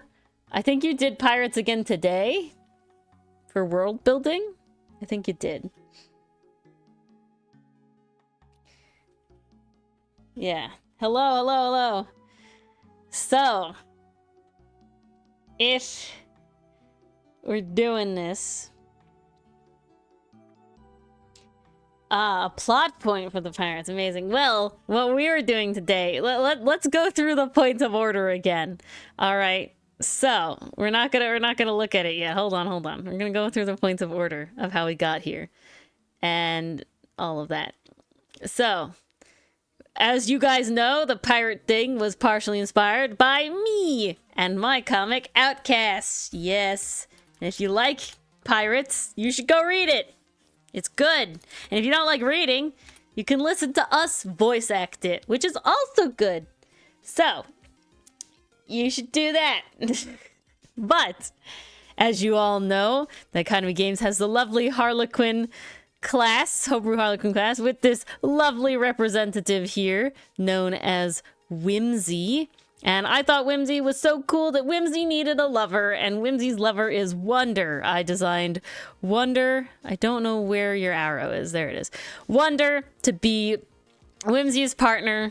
They're in love. We love it. We stan. I drew them a lot.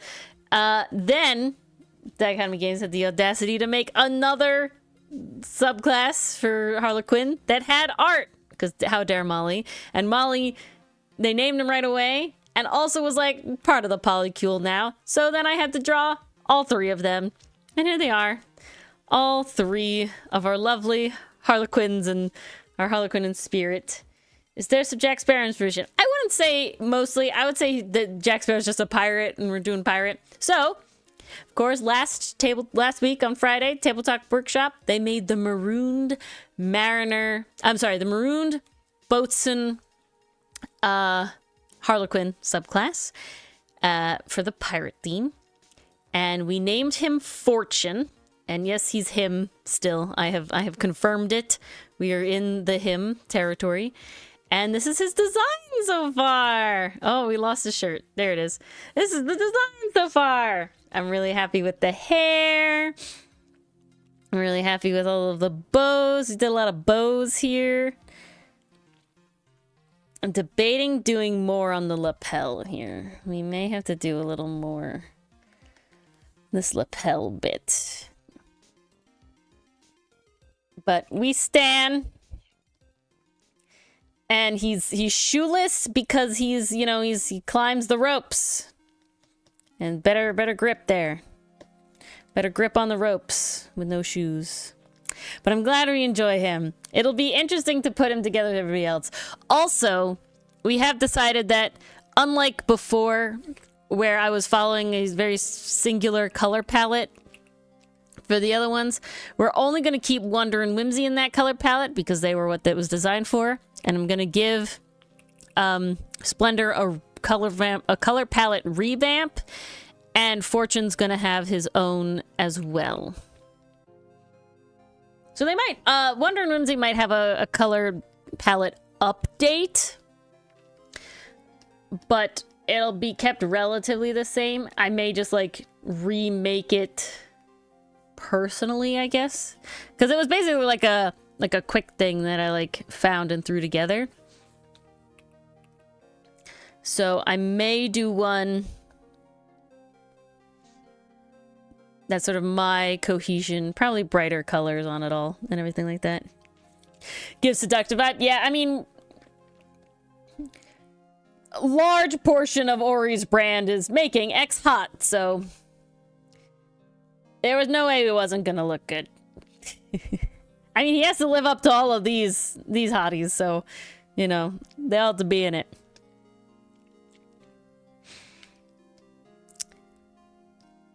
And lots of jewelry because, lots of chains, because one, fits the vibe of the rope, stuff, but also his name is Fortune and a pirate, so he's got a lot of gold. Lot of gold. He's got to have some sort of facial piercing. I don't know what yet. We'll get there.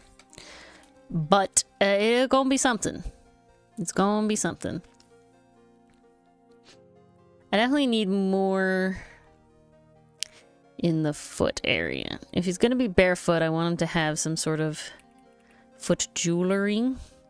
I designed I played a bard once. There's a homebrew. It's called the Tome of Forgotten Heroes, and it was specifically like 2 subclasses for each class that were insanely well balanced. If you haven't looked at them, they're actually really cool. And they had 2 bards. They had the Feasts bards and the Fables bards.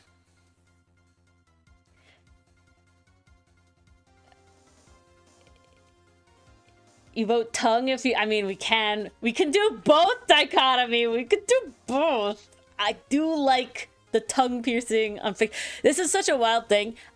I think, like, it's certain, like, in art, in stylized art, all piercings, like, look really cool. But in, like, real life, it really depends. It really depends. But, we can do both. We can do both, Dichotomy. We can do both. What was I got lost in my train of thought. Make him an NPC? Definitely can be an NPC. I mean, Wonder and Whimsy are NPCs. Only Splendor isn't. But hopefully when I recolor her, it'll give her a design up. And maybe you'll want to have it there, too. But, my brain died again. Yeah, and so I made my very first, like, what I would consider my, like, first real campaign character was a bard. His name was Kazoo. He was a changeling. I love him. He's my boy. Then I much later played a bard. He was the Feasts bard from that homebrew. And I really wanted to play the Fables bard. Unfortunately, I will say, well, it might be balanced. The Fables bard is really, really a tough one to get off the ground. He was for a one-shot. But his name was Carthimachus. And we called him Carthy. And he's a tiefling satyr, like, hybrid. And he's covered in jewelry, head to toe. Honestly, he gives very... I don't know if I have any art of him. Let's save Fortune really quick, because I haven't saved Fortune at all. Which is not a good idea. Don't do this at home, kids. Save your shit much sooner than me. fortune. Saved. Crisis averted. What are these? Ah. Kaya. You don't need these Kayas. That'll be that later. But, yeah, I don't know if I can find Carthy very fast. Might be able to, might not be able to. We'll take 30 seconds and see. Carthy. No, not here. Is it in the other folder? Cars. Let's type that. Ah, I do have Carthimachus. Ah, there he is. I apparently don't have the really good layered one, which is unfortunate. Unless this one is it? This one might be it. I don't know. Let me see something. Oh, art is so old, man. Goodness. Yes, I know. Go away. Yeah, it's not here. Alright. But this is Carthimachus. All of these are actually like layers, clothing layers I can remove. But he is fucking decked out in jewelry. Oh my lord. Oh my lord above. There's so much jewelry under the sleeves you can't see. Don't know if I go to open file location. Is there more of him? God, there's so much stuff. So this is Carthy, but he's great. He definitely gives... Raid? Oh, it's just you. Welcome, Enthuse Raid. Thank you for raiding us, Enthuse. I learned that apparently when you raid, you're supposed to, like, tell all your stuff. And or like that, but... Do I have a trash can with discarded characters? No. We are still going into specifically because we were doing this character for the Dichotomy Game stream, which today's just ended at 11, so they just raided, so I didn't want to do a thing. Like a... Yakuta? So he specifically... Yukata. Partially. It's actually pants. I can see it here. I had one once upon a time, and I still have the file somewhere. It just depends on where. Where I could actually like each layer of clothing is on a different layer. So I wonder if it's. It might be in this. It's definitely not that one. But it might be in the other one. Hold on. It might be in this one. It's still going what? Still going on about the not the pants. Not the pants. Okay, come here. Why won't you exit? Okay. Yes. Ooh, I have the robes. Amazing. Okay.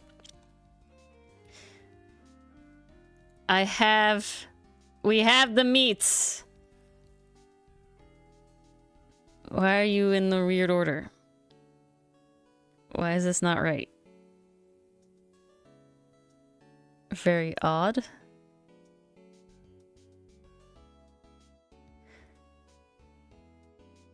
Okay.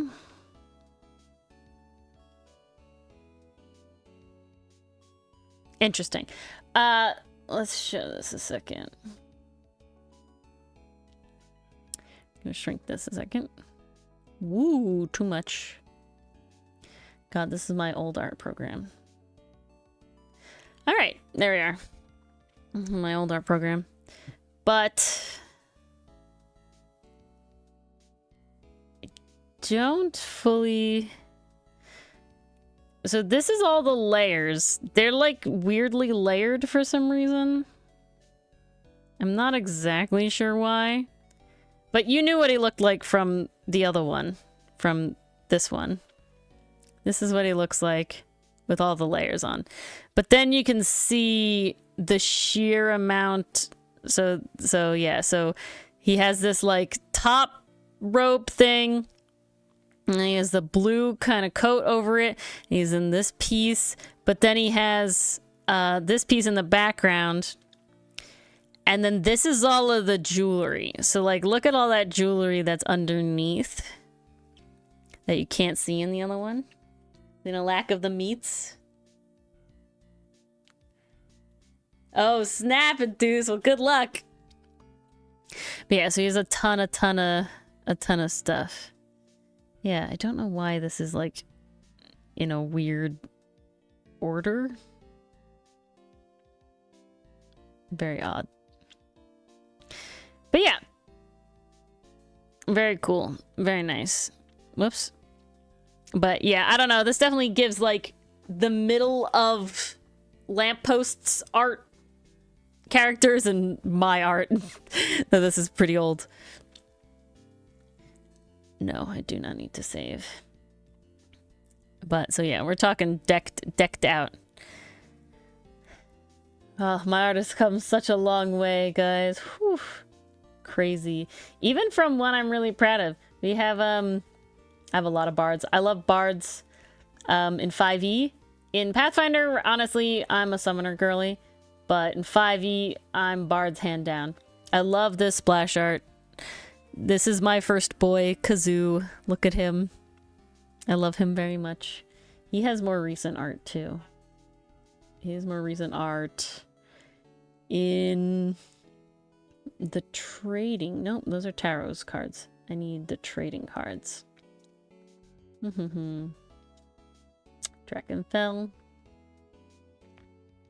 This is more recent Kazoo. Dylan likes older Kazoo better. This is more the Kazoo I always pictured. I like him a lot, though. Kazoo's my first boy. My first ever boy. So, very fun times. We've been doing D&D for a while, man. I don't even know. Because that's not even the first Kazoo. Kazoo. Oh, so the trash thing, Federico, usually, no. Usually I don't have a trash folder. I have it organized, honestly, kind of stupidly. If I'm being completely honest. And, they're all in certain areas, but the problem is there's like a lot of overlap, so sometimes I'm like, I don't know which one this should be. Yeah, these are earlier Kazoos. This is like the first ever digital art Kazoo, and then this is the second one. And then of course we have that third one. Very different vibes here. Much thicker, darker line art compared to... This is more closer to my now style. But I actually, there's a part where he has, they go into snow gear. And I drew him with his snow gear. Because it was very explicitly described. God, this is so old. He had seal skin boots and a fox fur coat with fox head shoulder pads. Goodness gracious. Look at that, huh? Wild. Wild. Crazy. Crazy. Yeah, and that's 2 years ago now already. Wow. Damn. 2 years ago. Nuts. We had a pirate campaign, actually. I played a bard, of course. He is a cutie. I love Kazoo. He's my changeling boy. Where's my other thing? Yeah, it was called The Watery Grave. And I actually made a whole poster about our thing. But I will say, so the whole thing about Ori being like, oh, oops, I made it hot, started with this one card from this campaign. So I make these like legendary trading cards. You do, Dichotomy, you do. And this character, I wonder if I can, hold on.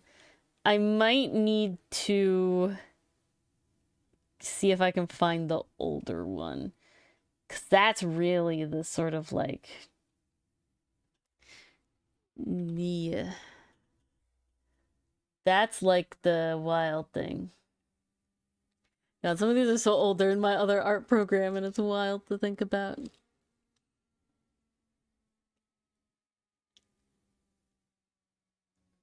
Let's see. Does this come up in any valid way? Stop. That's Shikar, not Neothel. This is Neothel. Okay, we do have... Yeah. Okay. So... This is Neothel the first time. Very first time I ever drawn him. This is...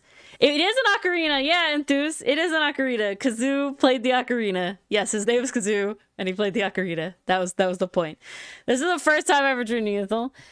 And then, significantly later, but honestly a really long time ago at this point, my lord above. How long ago? Back in 2022. So this was before 2022. This is like 2021. In 2022, I redrew him for the cards, and we'll show him off in the other thing. We can show him off this way. And I drew this, and we were all like, oh shit, Neothel got hot. Like, you know, look at the comparison. We don't need that Carthy open. Wow, Neothel got hot. And that literally spurred all of the like past this like the making monsters hot. The making is this happening of like me drawing him and then like looking back at Neothel and everybody like, oh my god, you made him so hot. Wild to think about. Wild to think that it's literally this image here. And then on top of that, is it here? I don't know where.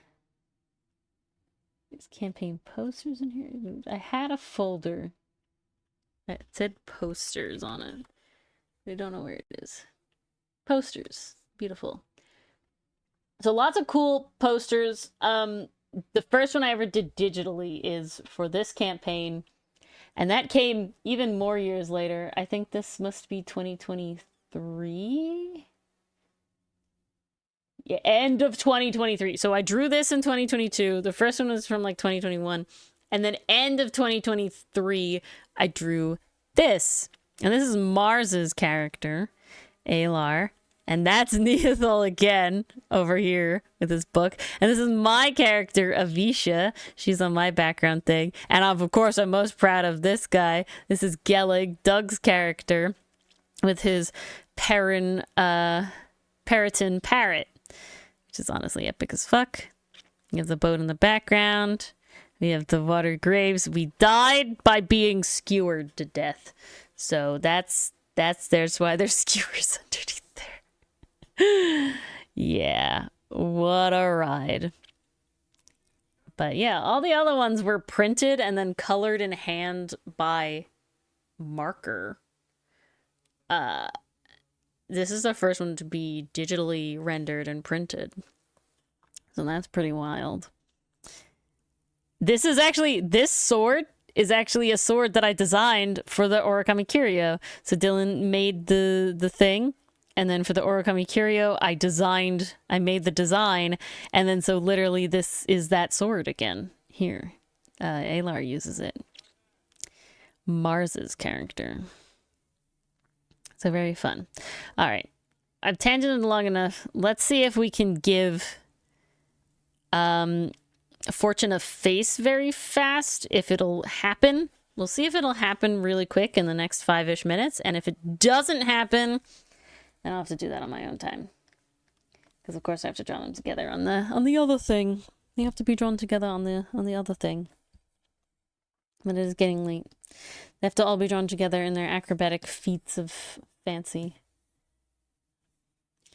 God, it's wild to look back at your old art. You obviously you sometimes recognize, especially like really old art, like, oh, how you've improved. But My brain has died. You realize how you've improved, but sometimes you don't realize how much you've improved. I feel like this is just my go-to eye. I didn't give Wonder that eye. And Whimsy definitely doesn't have it. And neither does them. But this is just like go-to hot guy eye. Obligatory scruff. We want him to be a little scruffy. We want him to have a little something. We'll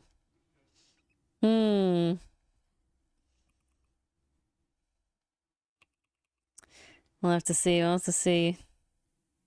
It's gonna be the... No, I think that's Wonder. Problem is the eye shape, really. Everyone else has zero facial hair. I know. I can see a Flynn Rider-esque, you know, little bit going on. I'll make him pull the Milano. Which is my favorite thing. If I animate Milano and he doesn't stick his tongue out, the day has been lost. It's the Milano vibe.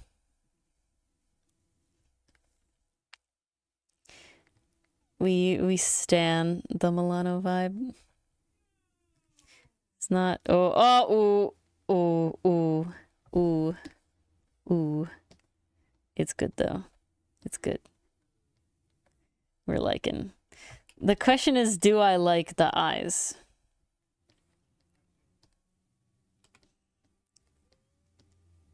That's the true question. Do I want the eyes like this?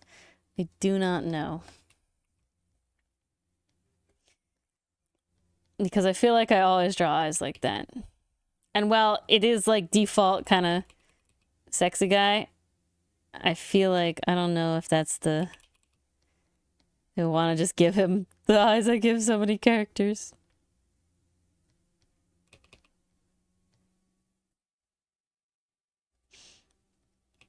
Okay, I'm kind of here for this.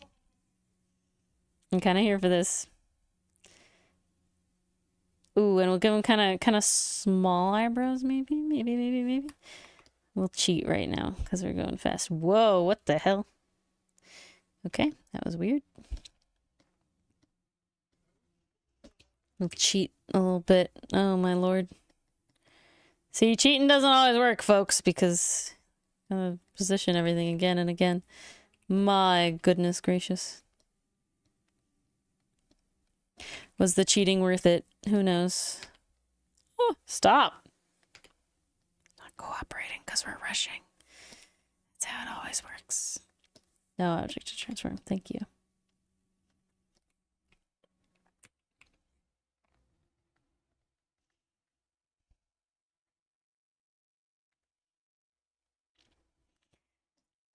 Gave him pretty classic face. Okay. I'm here for it. Maybe a little refinement happening. Then we'll have... Okay, we have to give him slightly longer eyebrows for the piercing to work. Loving it? Alright, I'm glad.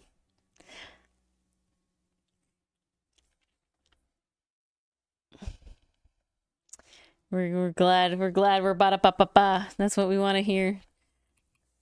I definitely want to give the eyebrow piercing, but I think it has to move over more. Yeah, like that. And then we have the little bloop. Always good. Yeah. Ooh, that one, or we could have the ring. Or, ooh. Ooh. Snake bite. That's that one, I think, right? Ooh, I'm kind of here for that. What do we think? No ring, but we have both here. Lots of studs. We'll put a ring here.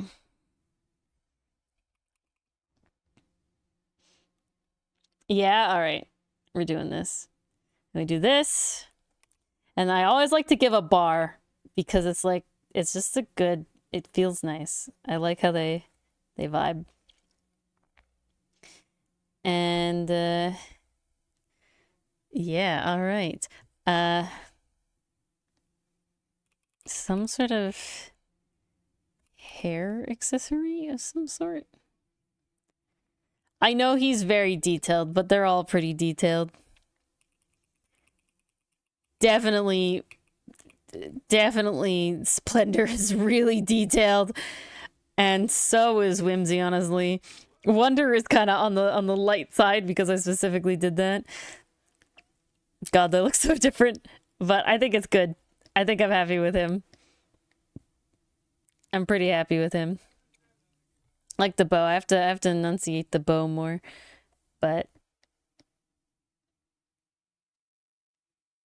yeah. All right, there he is. Pretty happy with how he's turned out. Oh, wait. I had one more thing. Do we do a little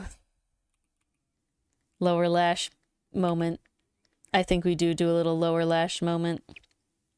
Yeah, I'm kind of here for it. All right. Thank you all for coming. Thank you all for sticking around as well for the slightly longer stream. I definitely did want Ixion's raid to exist a little bit. Where's my ending screen? There it is. I know the music stopped a while ago. I was just too lazy to try and change it because I wanted to finish this. I really like how he's coming out. I'm glad this is the best stream ever. I'm glad we enjoy. So, but thank you all for coming. Thank you especially to our lovely YouTube channel members like Perry's Perry, Dichotomy Games, and Nicole. We have our psychic sidekick Kenneth, and then we have our Doofus Detectives, Lakitu, Eric Gurn, Canadian Lucifer Tay, and the Jester. There is a lot of videos like posted. If you become a psychic sidekick right now, like there is like a bunch of there's all of the Tangled Tower stream season 1 stuff. There's like 4 episodes besides the one that comes out tomorrow of Ace Attorney that are up and available to watch now, if that's something you want to do. Just saying. Also, if you like pirates, read the comic. I think all of you do, or you've already heard it and you've made your choice to read or not read it, but I'll do it anyway. Thank you all for coming. We hope to see you around tomorrow for Ace Attorney. It will be a good time. You can also hop on Dichotomy Games' stream before Ace Attorney, as they do. Oh no, it's not tomorrow. Sorry, there's no stream tomorrow. They usually stream on Fridays, but because it's Easter weekend, they're not. Sorry. Usually, you can hop on their stream an hour before our stream, and chill with them and create cool shit like what inspired this character here, but not tomorrow. Tomorrow, you just have us. You just join us, okay? Otherwise, yeah, if you want to join their server, there was the link, but you can let us know. You can ask Dichotomy or ask in our Discord and we'll put it in there. Dichotomy, you should honestly be in the server partner things. If you're not, I think you are. But if not, we gotta talk about that. But yeah, all right. Thank you all for coming. And you are. Dichotomy Games server is in the server partners channel of the Discord in the general info tab. So if you want to join, you can join there at any time. Thank you all for coming.